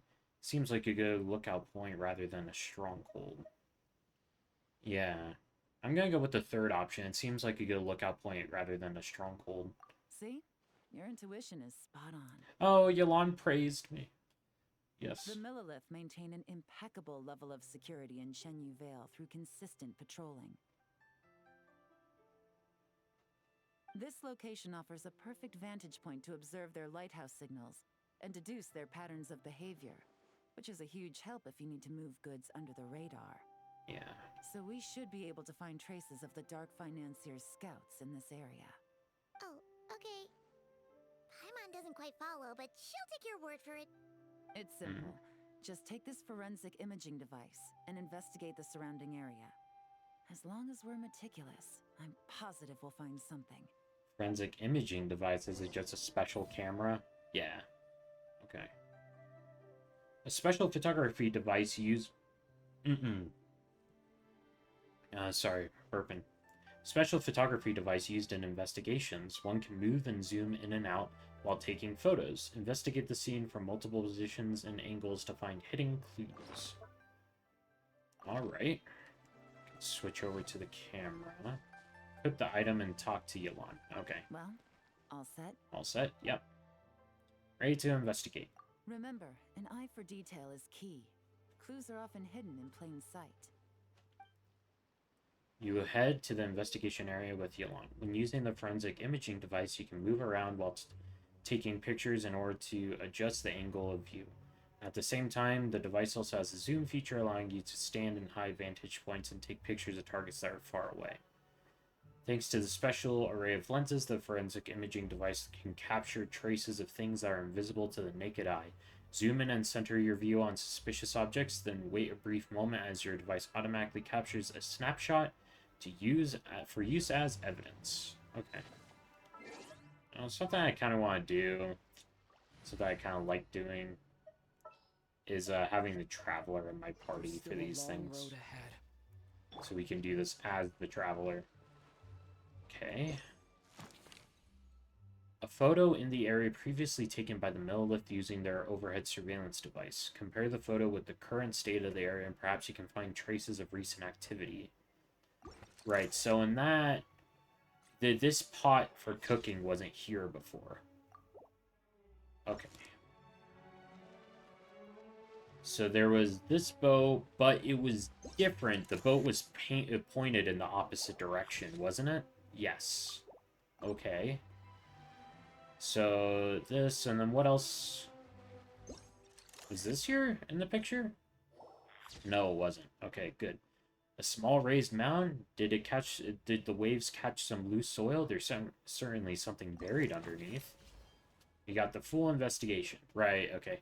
Yeah, because the boat was faced in the opposite way, wasn't it? Or am I crazy? Some good finds. Whatever door this key opens could be critical to the investigation. And this carrier pigeon tube contains several coded messages. Oh, there was a key and coded messages in the mound. I see. Huh. So there really is evidence Huh, around that looked... here. I It's like shouldn't these have guys moved weren't on even so afraid of getting quickly. caught. That key kind of looked like half of a Marishose Hunter key, like from Cloran's story quest. What if the Millilith noticed them spying and decided to investigate? Yeah. These objects suggest the Dark Financier scouts were likely disguised as fishermen. People like that are trained not to crack under pressure. All Yeah. they'd need to do is come up with a believable excuse, like needing a place to rest. The Millilith can't investigate or apprehend a civilian without probable cause. Yeah. Paimon can just see their smug faces getting away with something like that. The good news is we managed to find evidence here. These clues should help the investigation move forward. Yeah, this isn't conclusive enough because we would still have to decode the Not to messages. mention, the traces on these objects are Yeah. fresh, which means the scout here is still active and wasn't among those caught by Officer Edler. Hmm. So we need to stay vigilant. We can't let them know we're still on their tail. Yelan takes out an elaborate set of tools and creates exact replicas of the key encoded messages found at the scene. Then restores the scene to its original state, erasing any signs that an investigation has taken place. Ooh, smart. I had a hunch this area was being used as a lookout, and I was right. But that still leaves the question of where the goods are hidden. Any Yeah. ideas? I might be onto something. Nope, not really. I'm gonna be honest. But they're definitely transmitting messages, and a carrier pigeon can only fly so fast. That's an interesting Spot thought. on again, Traveler.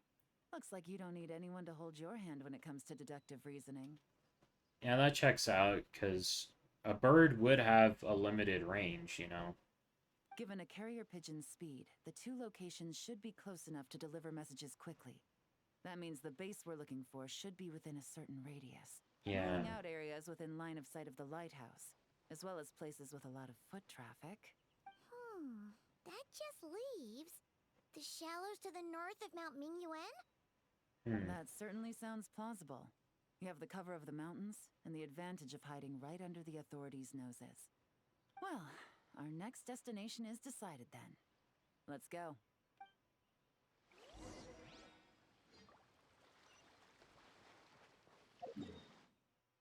Ooh, all the way over there. Ooh, that's a long walk. Alright, let's...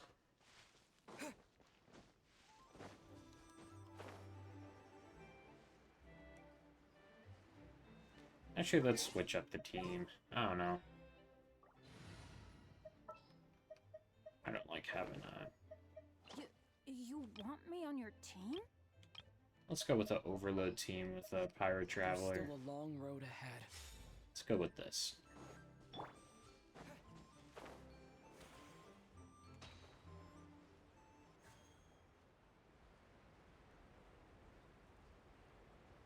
Did I ever, like, explore this area thoroughly?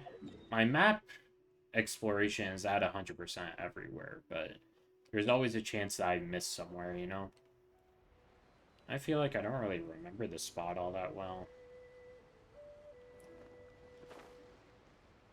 Okay, what are we thinking? Oh, I didn't realize how deep the water was. And nothing out of the ordinary Yeah. here either. If we learn anything from the last place, it's that the more normal it looks, the more it could be hiding. Yeah, that's true. Right. No detail is too small to investigate. I believe in you. Aw, Yelan believes in us. That's wholesome. Okay, equip the item. I do have the item Things equipped. could be even more well hidden this time. All set? Yes. All right. I know you have an eye for detail, so use it to your advantage. You've got this.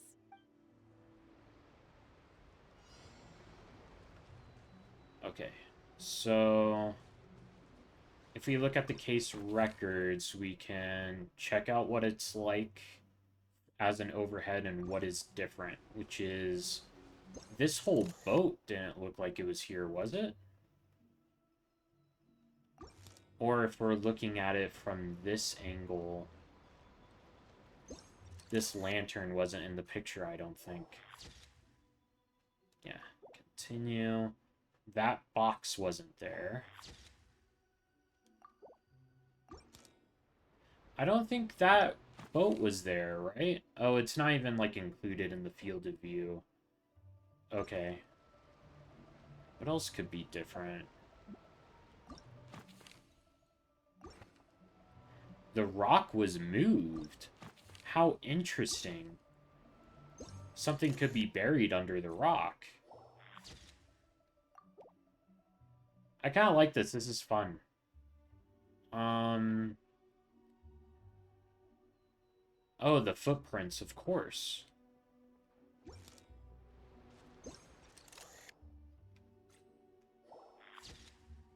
Yeah, there are numerous footprints around the shallows and signs of something heavy being dragged to the grass.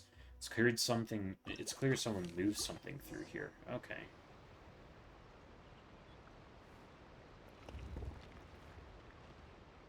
This must be it! The Whoa. where they stashed their goods! Definitely wasn't easy to find. I didn't think there would be a whole vault. Looks like you tracked it down in no time at all.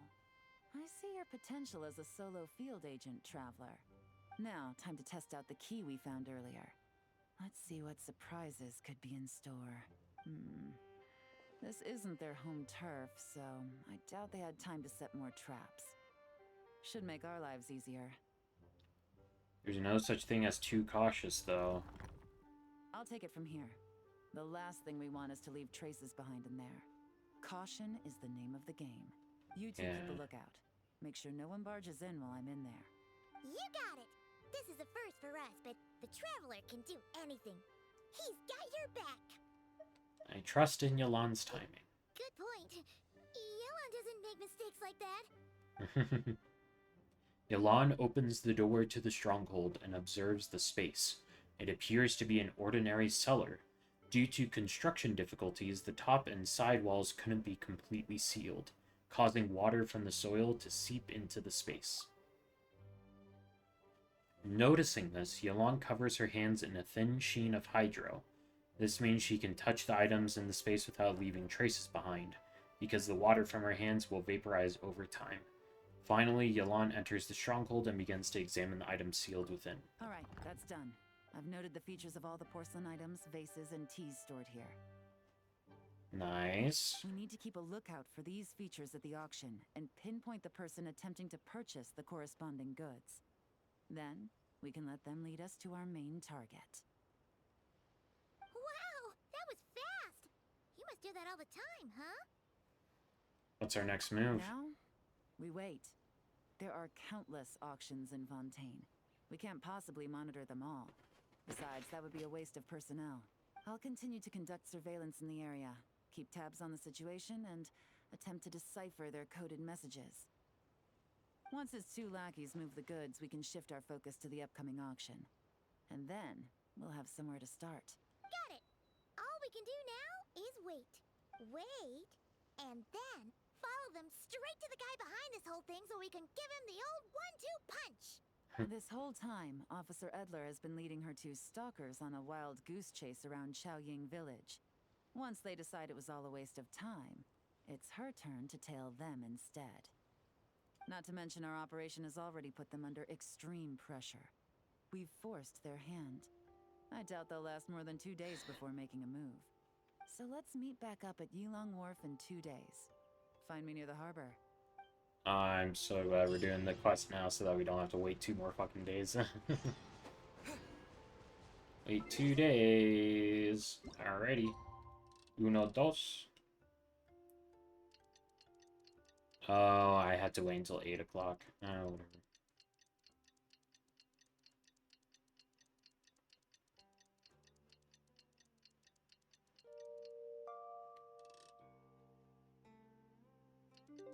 There we go.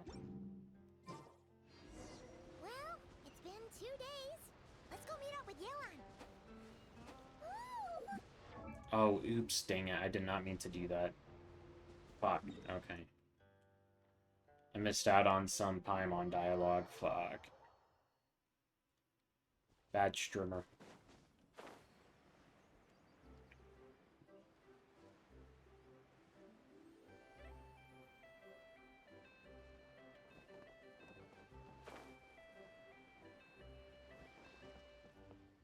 Yelan!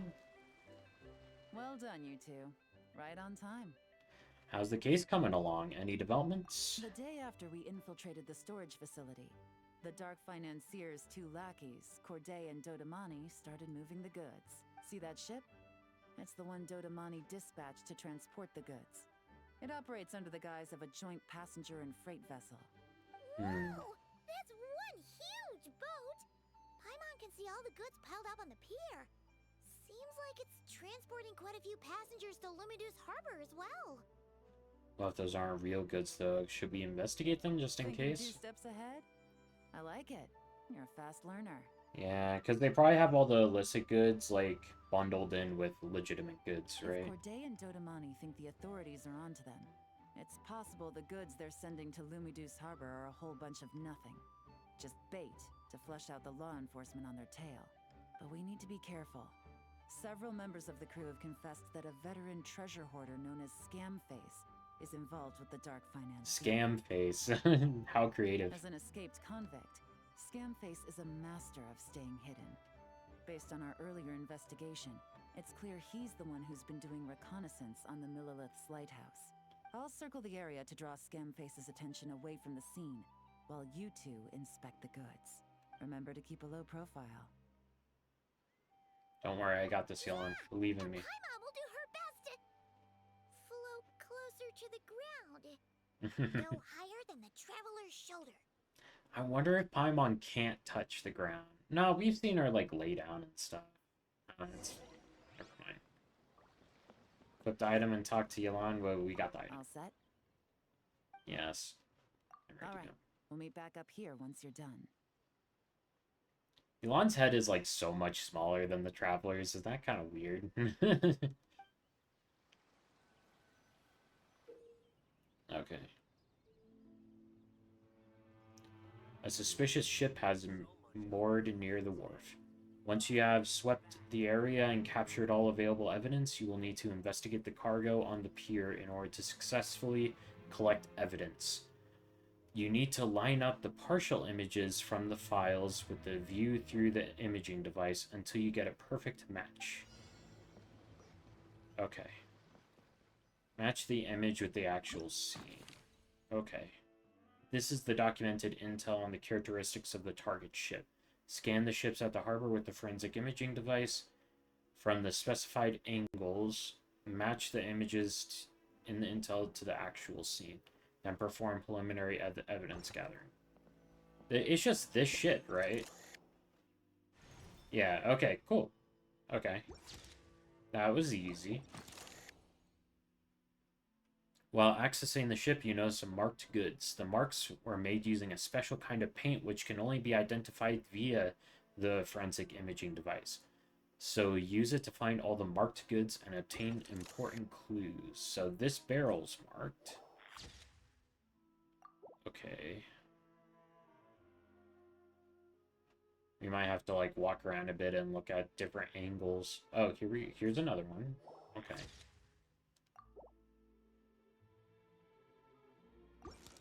Oh, this boat itself is marked. How interesting. A marked ship. Yeah, it is interesting, Paimon. Marked crate must belong to the bad guys, of course. What are we thinking? Could one of these, like, vases be it? We can move around with the camera quite a bit. Anything interesting? Oh, here. Investigation complete. Alrighty. Okay, so no fakes. These people are definitely anxious to get their goods to Fontaine all in one go. But did you see the strange markings on some of them? Huh, wonder what they mean. Let's go ask Yelan. It's probably like a gang symbol of some kind, yeah? Something like that. Good work. As for the auction, Officer Edler was able to gather some useful intel too. We're almost certain their target is the auction taking place at the Hotel de Boer in 2 days. The markings you managed to capture were applied with a special kind of paint. Almost impossible to notice without some kind of specialized tech, like the forensic imaging device. I think we're looking at a treasure hoarder insignia. Each big shot in the organization has their own, almost like a personal signature. And considering what we know about the case, I'd wager this is Scamface's handiwork. Yeah, why would he even label Based the on the port goods? manifest, it looks like the marked goods include fertilizer from Sumeru, local fireworks, soap, and perfume. So, nothing special then? Just some farming products and everyday necessities? Fertilizer, soap, and perfume. No, there's something going on there. Might be risky, but I'm gonna investigate on board and hitch a ride to Fontaine while I'm at it. We'll come with you, yeah. Let's see this thing through! Paimon's gotta know what's going on here. We could also just teleport to Fontaine to lower the risk of being Well, caught. You've proved yourself so far, so I don't see a problem with that. Just know once we board the ship, we're bound to come face to face with Corday and Dodamani, so make sure you're prepared. The investigation might look a little different this time. Yeah.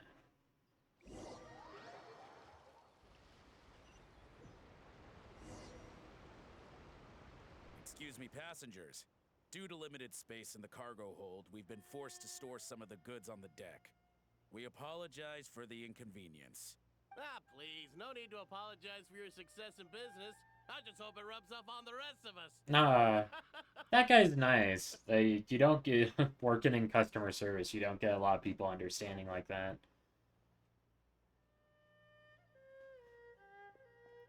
They got all Looks the like head the nods goods and marked with stuff. Scamface's insignia have Corday listed as the shipper. Dodamani is in the cargo hold, likely making sure all the goods are in place for delivery. Mhm. Are they inspecting something? Why are they rifling through the boxes? Paimon can't make sense of it. Here, take this cipher. It should help you figure out their coded messages. This is the Oh, plan. they cracked the code I'll already. distract Corday and Dodamani. You two investigate the goods marked with Scamface's insignia. We might learn something useful. If I find something concerning, is it okay if I deal with it right there, then and there? Like, destroy the goods? I don't think that's a good idea. By all means. I trust your judgment. Oh, well, if it's something, like, really bad, I guess. We're asking if we gotta, like, step in. Wait! You're just gonna go up and talk to those guys? Yelan! Yelan's very bold. Oh, excuse me, gentlemen, but have we met?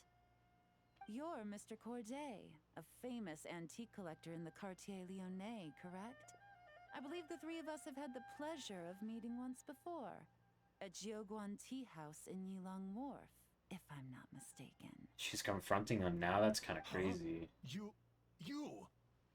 I wonder what Yolan's plan is. Is she's planning on, like, taking their identities to infiltrate the auction? Could be interesting the angle. Dice Master of Yenshang Tea House.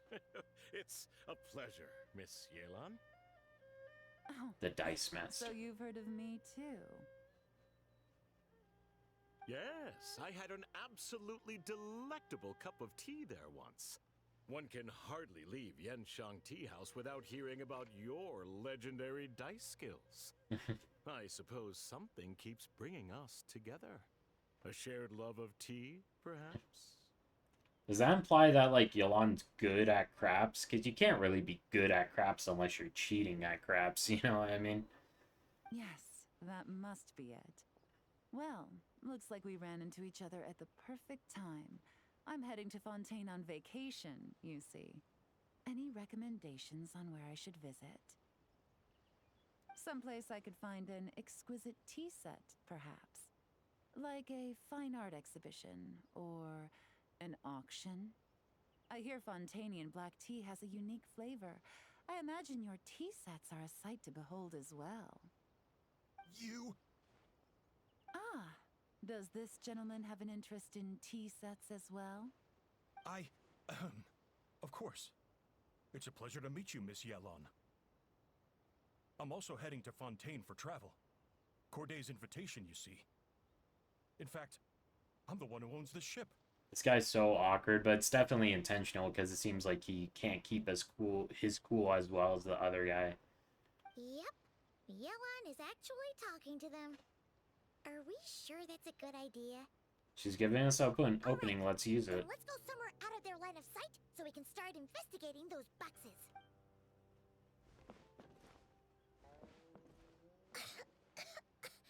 What's with the strong smell coming from these boxes? Must be a bunch of stuff mixed together. It could be the fertilizer being used to like cover up something And else. there's a strange note. But Paimon can't read what it says. Yeah, Yelan cracked the code from the last Yelan time, really from the thinks last of everything, investigation. huh? But, you know how to use this thing, right? No. A formula made by mixing certain substances. Not very complicated, but the steps are rendered in great detail. By mixing 3 main ingredients in the prescribed proportions and the specific order, the desensitization effect is significantly reduced, allowing small fireworks to function as detonators. Install them in the locations shown, then use the timer to control the explosion timing such that the whole ship may be destroyed in open waters. Sink their goods so that they can't take part in the auction. After that, the investigating forces of both Fontaine and Leeway will focus their attention on me. Don't worry, the boss won't play us out. Evacuate on your own, then pour your heart into acting out how grateful you are to have miraculously survived.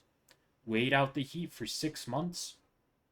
Ah, shit. Oh, whoops. Something in my monitor, like, flickered off. It sometimes does that because of the HDR. Wait out the heat for 6 months, then move to finish this matter. All you need to do is bury the 15 million more the boss promised at the 7th century post. No need to contact me. Well, what does it say? If I'm right, they're planning to dispose of the goods by blowing up the ship. Blowing up the ship? That's kind of aggressive, yeah. Nuts! Paimon thought this was about getting the authorities off their tails, not drawing even more attention. Scamface needs to protect the person at the top, so he's diverting attention to an even bigger problem and cutting off all our leads in the process. Okay, Yelan was right. This guy is a complete lunatic. Thank you, There are Paimon. innocent people on this ship. We need to find and disarm those bombs as soon as possible. Say bomb louder while you're at it. Okay, yeah, act now. Okay, this is what Aether asked about, like, if we find something crazy, we can act. Okay, let's act now. We're probably gonna get into a fight. Find and dismantle all the bombs that are in the marked stuff. Okay, key objective Scamface. By referring to the cipher provided by Yelan, you decrypted the enemy's encrypted messages and obtained a map with meticulous markings where the enemy has placed their disguised bombs. Dismantle them as quickly as possible. Okay. Oh, oops. Can I... What the fuck is happening? I'm trying to, like, pull up the camera, but what the fuck is happening?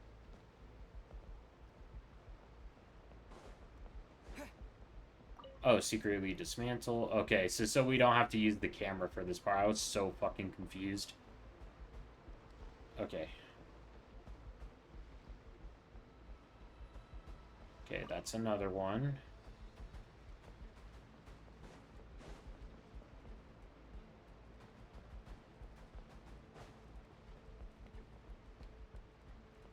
We shouldn't go all the way up to the top.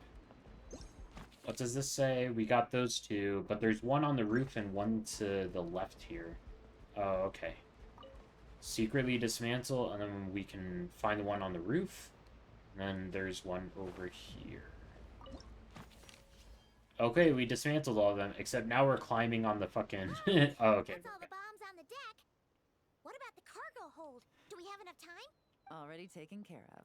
Oh, nice. Good Yelan. work, you two. You stayed calm and acted fast. That was the perfect response to a situation like this. Yay! Yelan! Honestly, it's all thanks to you. It was your idea to board the ship, and we never would have been able to figure out that message without your cipher. Wait a sec. Where are Corday and Dodomani? She fucking killed him. Recovering from the shock, I would imagine. Suddenly finding out that you're being targeted by a dangerous individual. That must have been quite the ordeal for you, gentlemen. Almost lost your cargo and your lives in one fell swoop. Indeed. To think such evil exists in this world.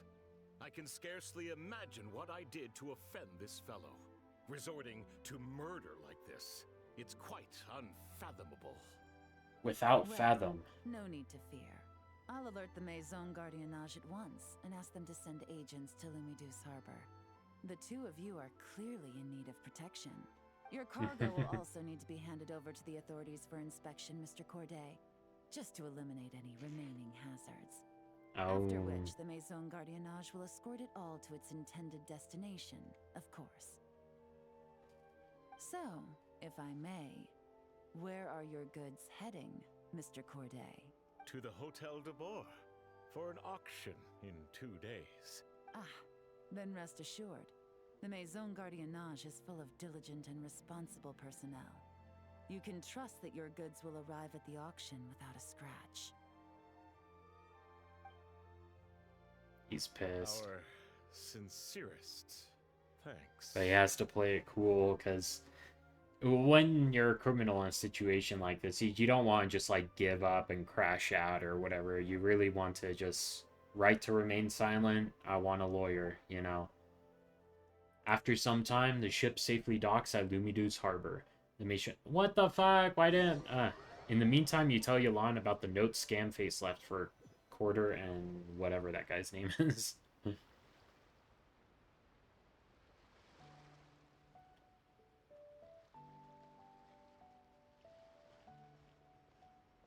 Oh, I think I recognize that guard. I think she was the one that escorted us into the fortress of Scared the Meripede. life out of Paimon, Yelan. Going right up to them like that?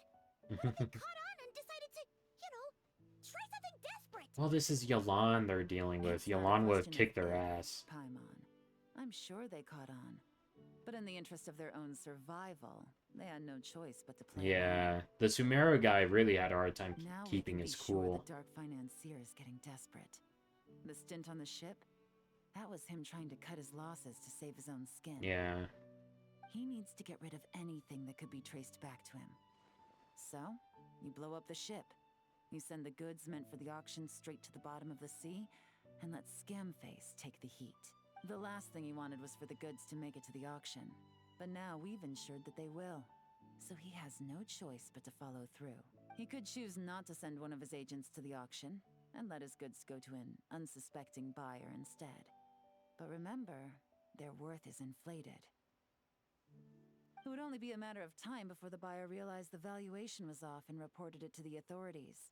As the seller, Corday would be staring down a potential conviction. At best, the Dark Financier has to find a new kind of moral laundering scheme. At worst, he loses one of his last reliable agents in Fontaine. And if he also does decide to continue the auction, that works in our favor. Exactly. Our trail of evidence remains intact, and we let the buyer at the auction lead us closer to the Dark Financier. Okay, so, that means, can we go over this again? Paimon, we can just follow the quest markers. It'll be fine. Don't worry. I'm sure the Traveler will explain it again in Paimon-friendly language. We're in the home stretch, and taking advantage of this auction is crucial. So come prepared to see this through. Officer Edler already has an informant stationed at the scene. This invitation letter will get you into the auction. I'll meet you at the Nice. Hotel de Boer in 2 days.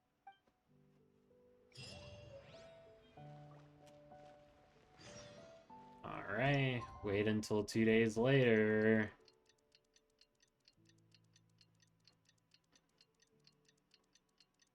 I kind of forgot that this that they made selecting the time acceleration a lot quicker. Time to meet back up with Yelan. Our destination? A important auction at the Hotel de Boer.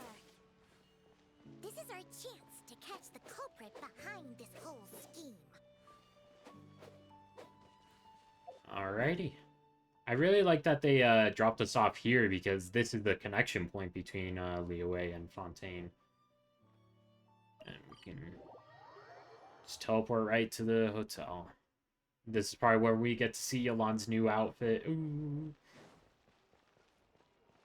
Hello, waitress. We have an Good invitation. evening, patrons. Allow me to escort you to the auction. Oh, Paimon's getting a little nervous. But we gotta keep it together. This is our best chance to catch these guys. Paimon, do you know anything about high society?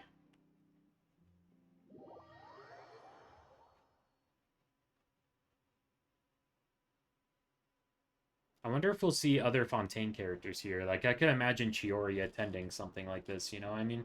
Or Escoffier. Wow, this place is packed. Is every rich person in Fontaine here or something? No, because Chiori isn't here.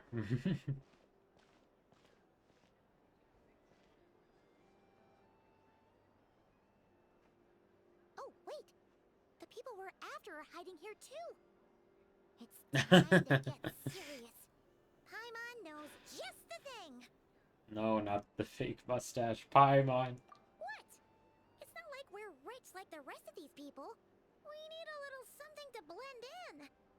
Besides, if we're here as honest, hard-working detectives, we might as well look the part.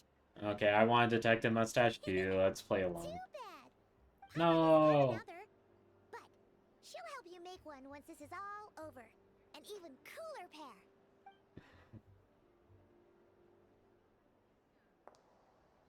Oh wow, Yelan's new skin. Oh, the legs. She's holding a drink too. Holy shit.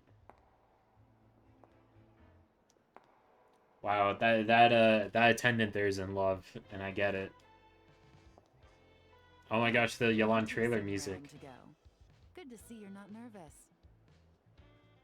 Wow, they included her trailer music here. That's cool. It's not all that often that trailer music, like, as it is, makes it into the game. But remember, the key to blending into an event like this is remaining calm and collected. Slow your breathing, tone down the emotion. We don't want to stand out. Yelan? Paimon, don't freak out. It must be you. She doesn't look that different. I don't think we're the ones who need to worry about keeping a low profile. Next to the most dazzling lady in the room, we'll be invisible. Oh, the Riz! The Riz is crazy. Aether, tone it down. I am the current owner of the Yenshan Tea House, after all, as well as an honored guest at this auction. So, I thought something with more of a Fontainian flair might be nice. A special outfit for a special occasion. Why? Does it look bad? No. Not at all. You look great. All It's right. perfect. Well, let the vacation begin. We have an auction to crash. You two are expert investigators at this point. With us working together, I'd say our chances of success are stacked higher than the cake towers in the Hotel de Boer. We sure make a great team. But now that we're at the auction, what's our actual game plan? This time your mission is simple. Take this dossier and pay attention to the items being auctioned. When the Dark Financier's antiques are up, all you need to do is bid. We want to drive up the price and create a bidding frenzy.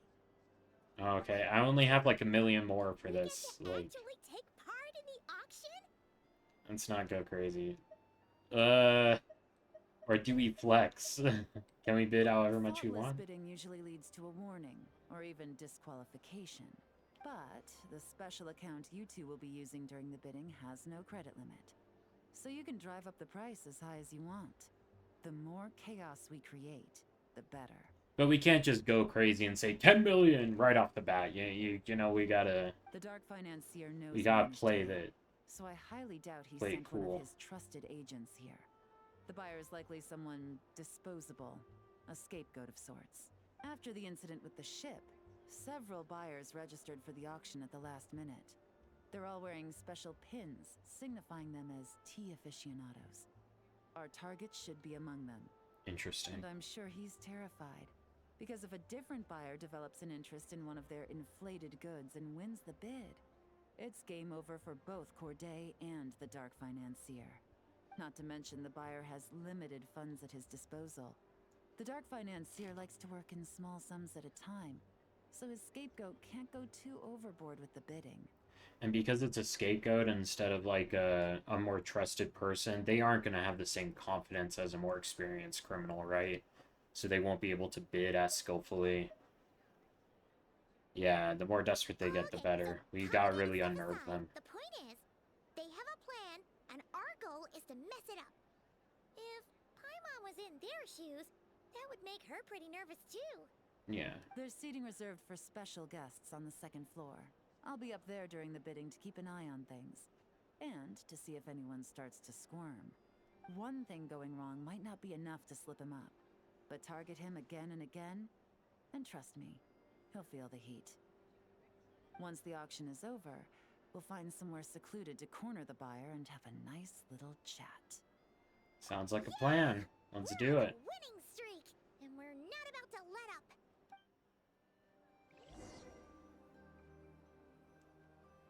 Oh my gosh, Yelan skin. Let's try it out. Oh my gosh, they gave us C3 Yelan. Oh, they sometimes do this for trial characters. C3 Yelan on emblem on Aqua. Let's check out the ratio. Build review. 76 over 180 with 206 ER. 33,000 HP though. That's actually pretty good for an Aqua Yelan build. Because it's ER Sands, right? Triple crowned. And we're probably on ER Sands. Yeah, probably ER Sands for sure.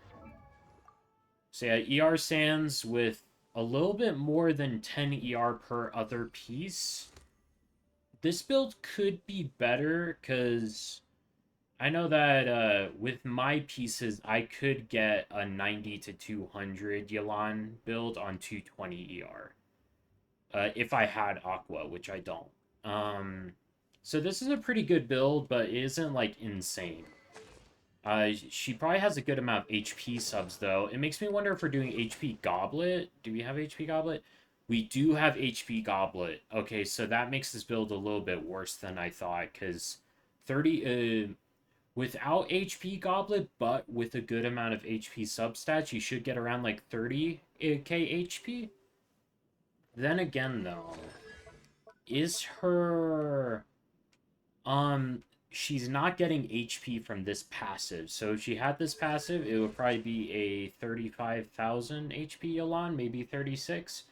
With HP Goblet, how many HP substats would she have? She would maybe have like 30% HP in substats? Maybe? Oh, she also... This is R3 Aqua. Oh, you're cheating a little bit, Yelan. I see how it is. Okay, R3 is giving like a couple extra HP substats that wouldn't normally be there. How interesting. So yeah, this build's pretty good, but it's definitely nothing crazy, especially for an Aqua build. You can definitely get your crit value a lot higher while still maintaining ER. Because when you're doing Yelan, you get a lot of HP from this passive, and you get a lot of HP from Hydro Resonance. So I feel like this Yelan could do with sacrificing some HP rolls for some more ER rolls. And in terms of ER, this ER is good for double Hydra. It's actually a little bit much for double Hydra. You only kind of want like 180, so I feel like the crit value is a little bit low for an optimal Yelan.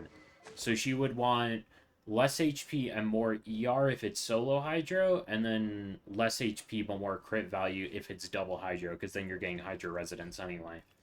So that's build review for Hoyo's Yelan. Yeah! Whoa! Wow, she looks good. Hey, Lo, let's do the burst. Here comes the cash. Oh my gosh. That's the thing is, though, is I really like how Yelan looks in pants. Like, she's hot, you know, but I like pants. I'm a pants person. And I think that the tail of the dress looks a little bit too similar to Farina. I guess maybe Chiori's getting a little bit creatively bankrupt, who knows. Can we read the lore on the outfit? No, we can't. Okay.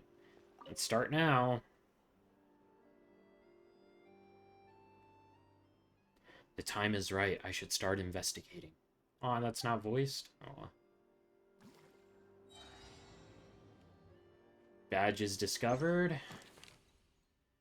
A badge has been all the rage among tea enthusiasts lately. It was being worn by several buyers who signed up for the auction after the cargo ship incident. The scapegoat must be hiding among them, so it's imperative to track down all buyers wearing this badge. Okay, let's zoom in. Not him. It said that there should be 3, right? Oh, there's one. So this lady is here. This lady is wearing one of those badges, but there's nothing too suspicious about her outfit or demeanor. 18 million? Holy shit. This dude. A nervous gentleman. He's displaying the badge very prominently. How interesting. Is there, like, anyone off to the sides that's wearing it? Maybe someone in the back here. Huh. There is one. A buyer with a badge. This one doesn't seem to stand out in any way. Yeah, I'm thinking it's the guy sitting down. They drew attention to him. Bid frequency high. A regular commenter for publications like the Steeber, and this affluent connoisseur with refined artistic taste is a fixture of the auction house scene. However, their unusually late appearance at the particular auction raises some questions. A lavishly dressed lady, based on your intelligence, she is a well-known figure within Fontaine's fashion world. A regular at fashion events, exhibitions and events, and an avid collector of unique accessories and trinkets. Records show that she has participated in such auctions multiple times before. So probably not her. A collector with a low-profile bidding style who has appeared at several times at important auctions. However, they haven't been attending auctions as frequently as before. Their bids are always focused on the most precious of pieces. I'm thinking this guy because he's like, you know... Not much seems off here. He's probably... Oh, it's not him? It's probably him, then. How interesting. It's that guy, huh? He's acting strange, and there's something off with his attire. No mistake, that's our guy. His tea aficionado pin is a special color. Most likely, Oh, I didn't notice. to keep tabs on him and the situation as a whole. Which means the two don't know each other well at all. That's something we can use to our advantage. Once the auction is over, you meet up outside the Hotel de Boer. Officer Edler arrives with your double agent in tow. After checking the list of auction participants, you are unable to confirm his identity. He turns out to be an ordinary clerk who ran into some financial trouble. Perhaps desperation was what drove him to take such a risk. Oh. After exchanging information and a brief discussion, you settle on a bold and daring plan. Wow, I can't believe I won the bid for this antique painted vase. She'll be a wonderful addition to my home decor. Did you see those tea sets from Chenyu Vale? People were bidding on them left and right. My goodness, those final numbers. Far too high for my pocketbook. This was not how it was meant to go. Where did those two come from? Whatever your employer is offering you, the Maison Gardiennage will double it. You? I don't know what you're talking about. Is that so? Well, you might be interested to know that this hitman over here is also on a need-to-know basis. Hey, they got someone from the Spina? If the person wearing the blue pin loses their bid, find somewhere secluded and eliminate them. All he can do is follow orders, I suppose. Eliminate? You lucked out, kid. Getting cornered by the law just saved your life. No. This So can't not be from the happening. Spina, probably. The boss said that even if I got sent to the fortress of Meropide, all I had to do was keep my mouth shut, and he would find a way to get me out. And he even paid me $3 million in advance. On that alone, I could get my wife the best medicine, help her hang on for a few more years. Ah, fuck, now I feel bad. Okay. One auction goes wrong. Just one. And what? He's afraid I'm gonna talk? So now I'm just collateral damage? You're risking your life to do this guy's dirty work and pad his pockets with even more What a cash. frame. Compared to what he's making, what you get in return are nothing but the scraps. I've got at least 70 people just like you locked up in the Maison Gardiennage. Need them to tell you where this ends? No need. I'm guessing you're offering me a way out. What do you need me to do, officer? All you need to do is arrange a meeting with your boss and have a little chat. My boss, he's extremely careful about that kind of thing. I've only met him 3 times, to pick up the advance, to go over the plan, and to get the funds for the auction. The best I can do is take you to the place I'm supposed to deliver the goods. There's a certain method I can use to get in contact with him in case of emergencies. All right then. But first, we need to search your home for evidence related to the case.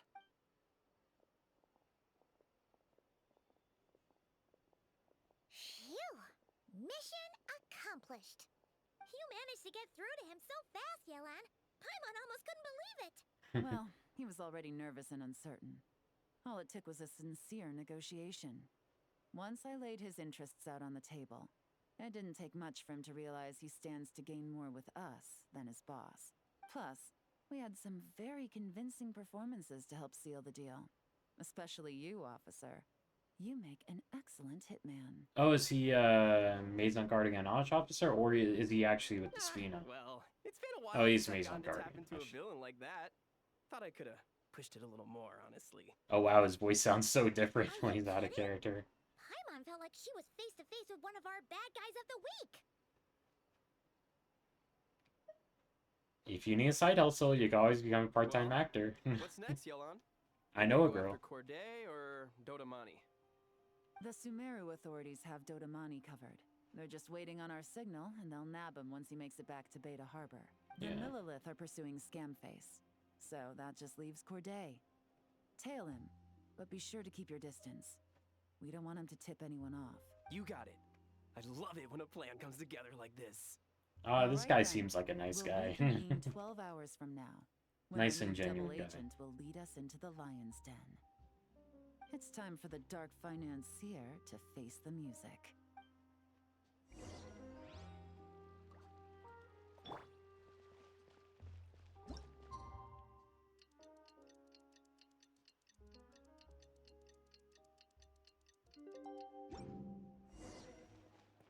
Go to the goods delivery. Okay. Wow, so far away? Oh, all the way over here.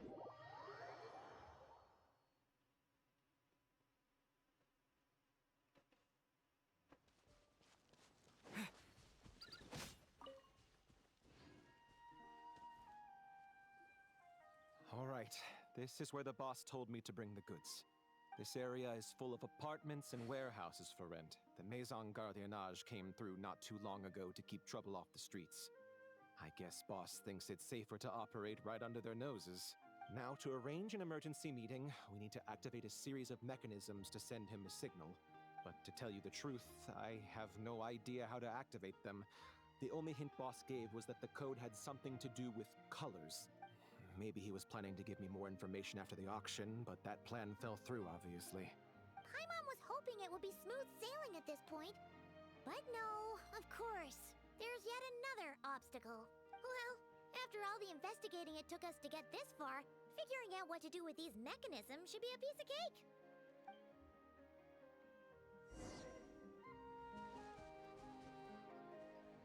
If all goes to plan, this should be the last phase of the investigation.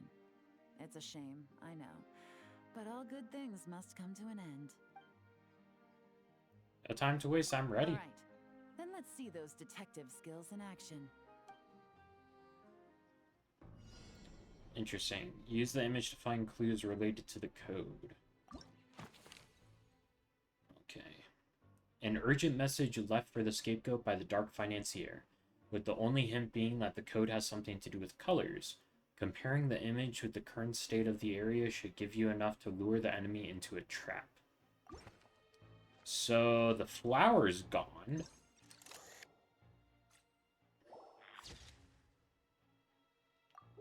Yeah.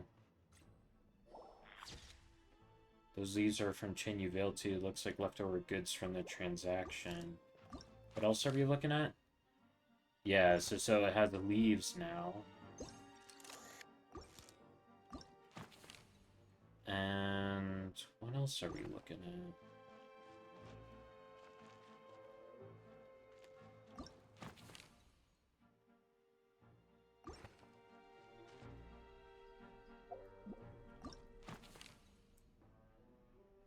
Is the mailbox different? Or... Huh. Not really noticing. Oh, was there a flower here? Based on images, there should have been a Thursday. What about this thing? I don't think this thing was here in the picture either. Okay, I thought they were part of an old puzzle or something. Oh, the flower's missing.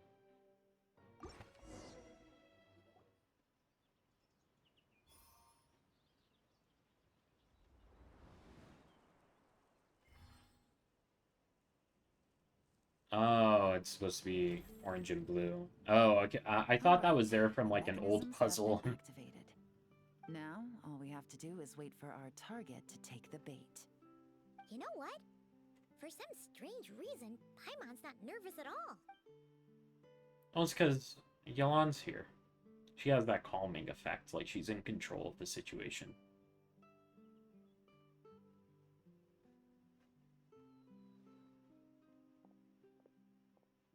My dear Monsieur Diderot, here to make excuses for your complete failure at the auction? Or to fish for a bigger cut? Accidents happen, of course. What I care about is whether you have the spine to deal with the consequences. So you do believe in consequences. Seems a bit ironic, coming from the likes of you. Oh? A trap, I presume? I've set a fair share of those myself. I suppose it's about time I stumbled into one set by someone else. No matter. Sometimes you take a chance on someone who turns out to be a disappointment. It's not easy to earn the dark financier Rovere Pelliccia's respect, but I must say, you three detectives are a force to be reckoned with. I suppose congratulations are in order. 6 months of planning and execution was all it took to take down a moral laundering organization decades in the making. I have to hand it to the Fontaine and Liyue authorities. Your operation really has been a roaring success. Why is the Dark Financier so polite? Not the kind of crime boss Paimon was expecting. Better come Do quietly. be serious. You thought you'd corner me, and then what? I just surrender? Yeah. If you want to do this the easy way, then yes. You know you're out of options. For 2 months, I've watched you and Officer Edler dismantle my organization piece by piece. As you cut off my limbs, gouged out my eyes, deafened my ears. I was helpless to stop it. So you're planning on taking us down with you, is that it? Never heard that one before. My livelihood is in tatters, Agent Yelan. Hundreds I had working under me, hundreds. And now, they're either locked up or useless. Corday is the only one who still has some value. My moral laundering days are over, we both know that. And considering how your operation's been progressing, it was only a matter of time before you locked on to me. I'm usually one to quit while I'm ahead, but you see, there's only so much a man can lose before he starts to get rather angry. So, Agent Yelan, even if the only score I get to settle here today is ending your precious life. Well, that's a high I'll ride straight to the bank. Ah! Clockwork Mecha! Paimon takes back what she said! This isn't very polite at all! An old military model. Bet these go for big bucks on the black market. Yeah. You two have been a huge help, but this fight is mine. Cause as it so happens, he isn't the only one who has a score to settle here. If he wants to bring on the drama, then I'm more than happy to give him a show. Are we doing solo C6 Yelan? Let's go! About to get dicey. What?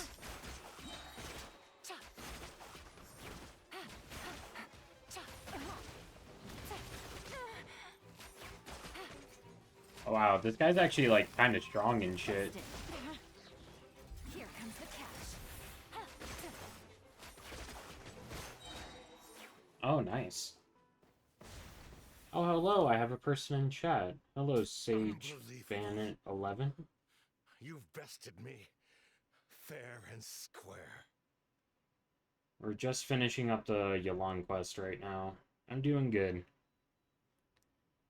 You kind of caught the tail end of the stream, though. I know we haven't, The stream's been going good. It's about to end, though, unfortunately.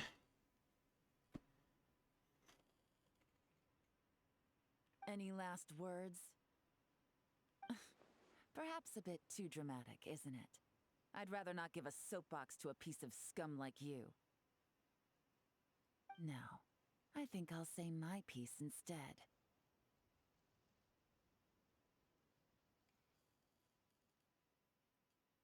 No, I'm not really interested in doing Discord stuff.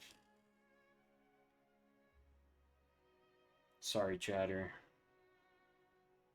You can pretend to have seen the error of your ways, but it doesn't matter, because you're going to rot in prison for the rest of your life. And every moment of every day you'll be cursing the greed that put you there.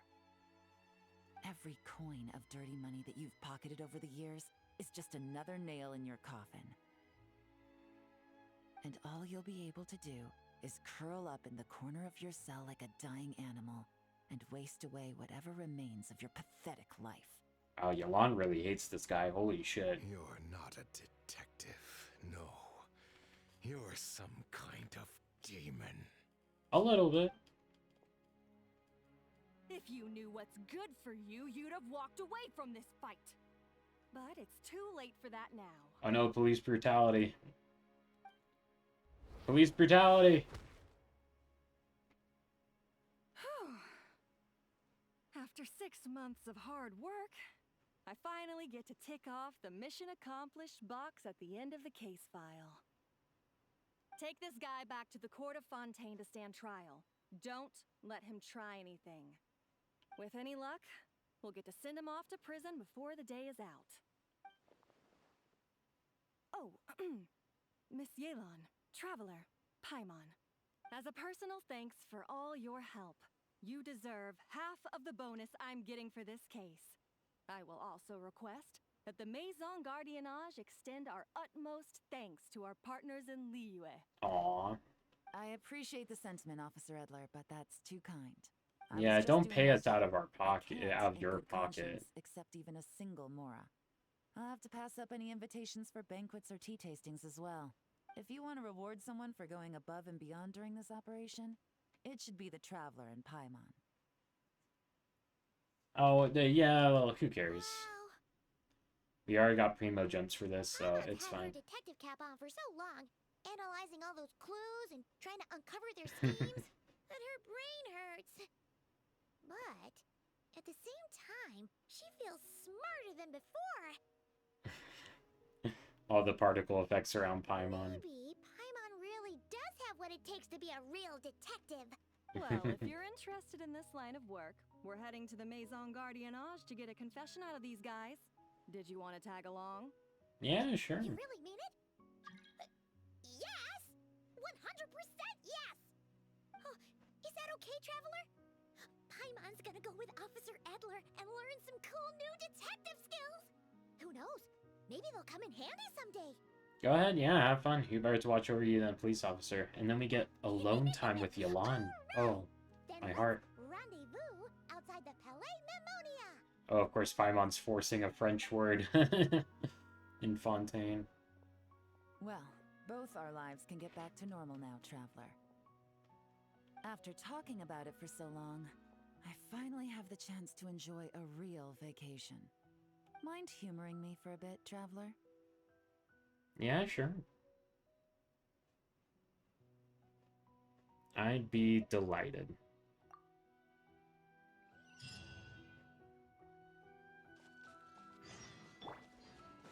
Go with Yelan to the court of Fontaine. Oh, wow.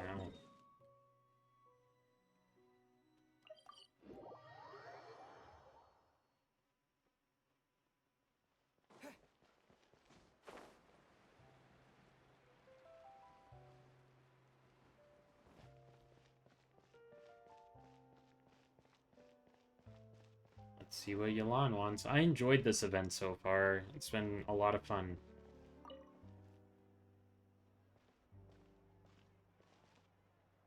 What a nice night.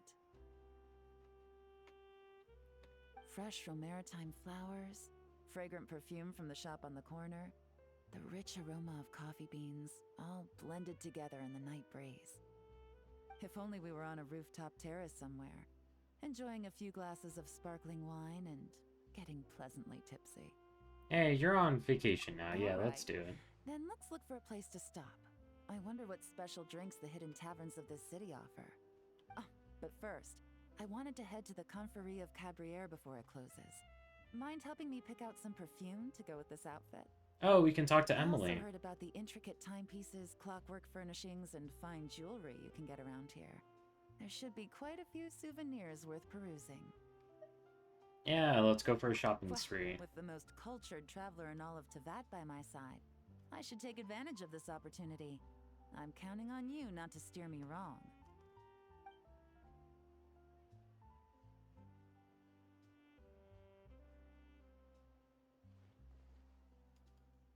Aw. Yelan overworks herself, so it's good to see her relax. If you read her character story, she says that she has like a really bad constitution, so she gets tired really easily, so after she has to like sleep a lot before just like pulling an I'm all-nighter to satisfied. work, and This it's has really been a nice trip unhealthy. abroad. A very nice trip indeed. I wish I could take my time, maybe extend my stay a few more days. No one likes to be rushed on vacation. Why does it sound like you're about to go back to work? It can't be helped. Duty calls. Aw, that I sucks. still have to write up a formal report on the case and develop a more sophisticated cargo inspection system. Then I'm off to the location of my next assignment. Nodcry. Oh, wow. That's where Paimon and I are headed next too. No, nothing like that. Just meeting an intelligence partner to decide on a mutually beneficial agreement going forward, and to set some boundaries. I'll fill you Interesting. in later. For now, why don't we take a picture together to commemorate this exciting trip to Fontaine? And the success of our operation. That's right. Let's After not be this, too I know I presumptuous. can trust you to have my back, Traveler. Or should I say, agent. Oh. I say we put the forensic imaging device to use one last time to take this picture. Aww. Oh, wait, Willow. We gotta... How do I take a picture again? Perhaps we'll cross paths in Notcry. If so, I hope this collaboration was just the first of many. Aw, that's cute. Aww. I think that's the whole event. Keepsake photo with Yelan. Oh, and we get to keep it? Aw, that's nice. Oh, and we also get to keep the... Oh, it expires. Oh, okay.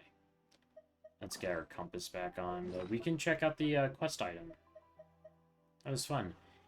After efficiently tracking down and completely dismantling the moral laundering team of the Dark Financier, you enjoyed a brief vacation in Fontaine with Yelan. To commemorate this mission, you took a snapshot with a forensic imaging device. Aw, that's adorable. Aw, Yelan looks so beautiful.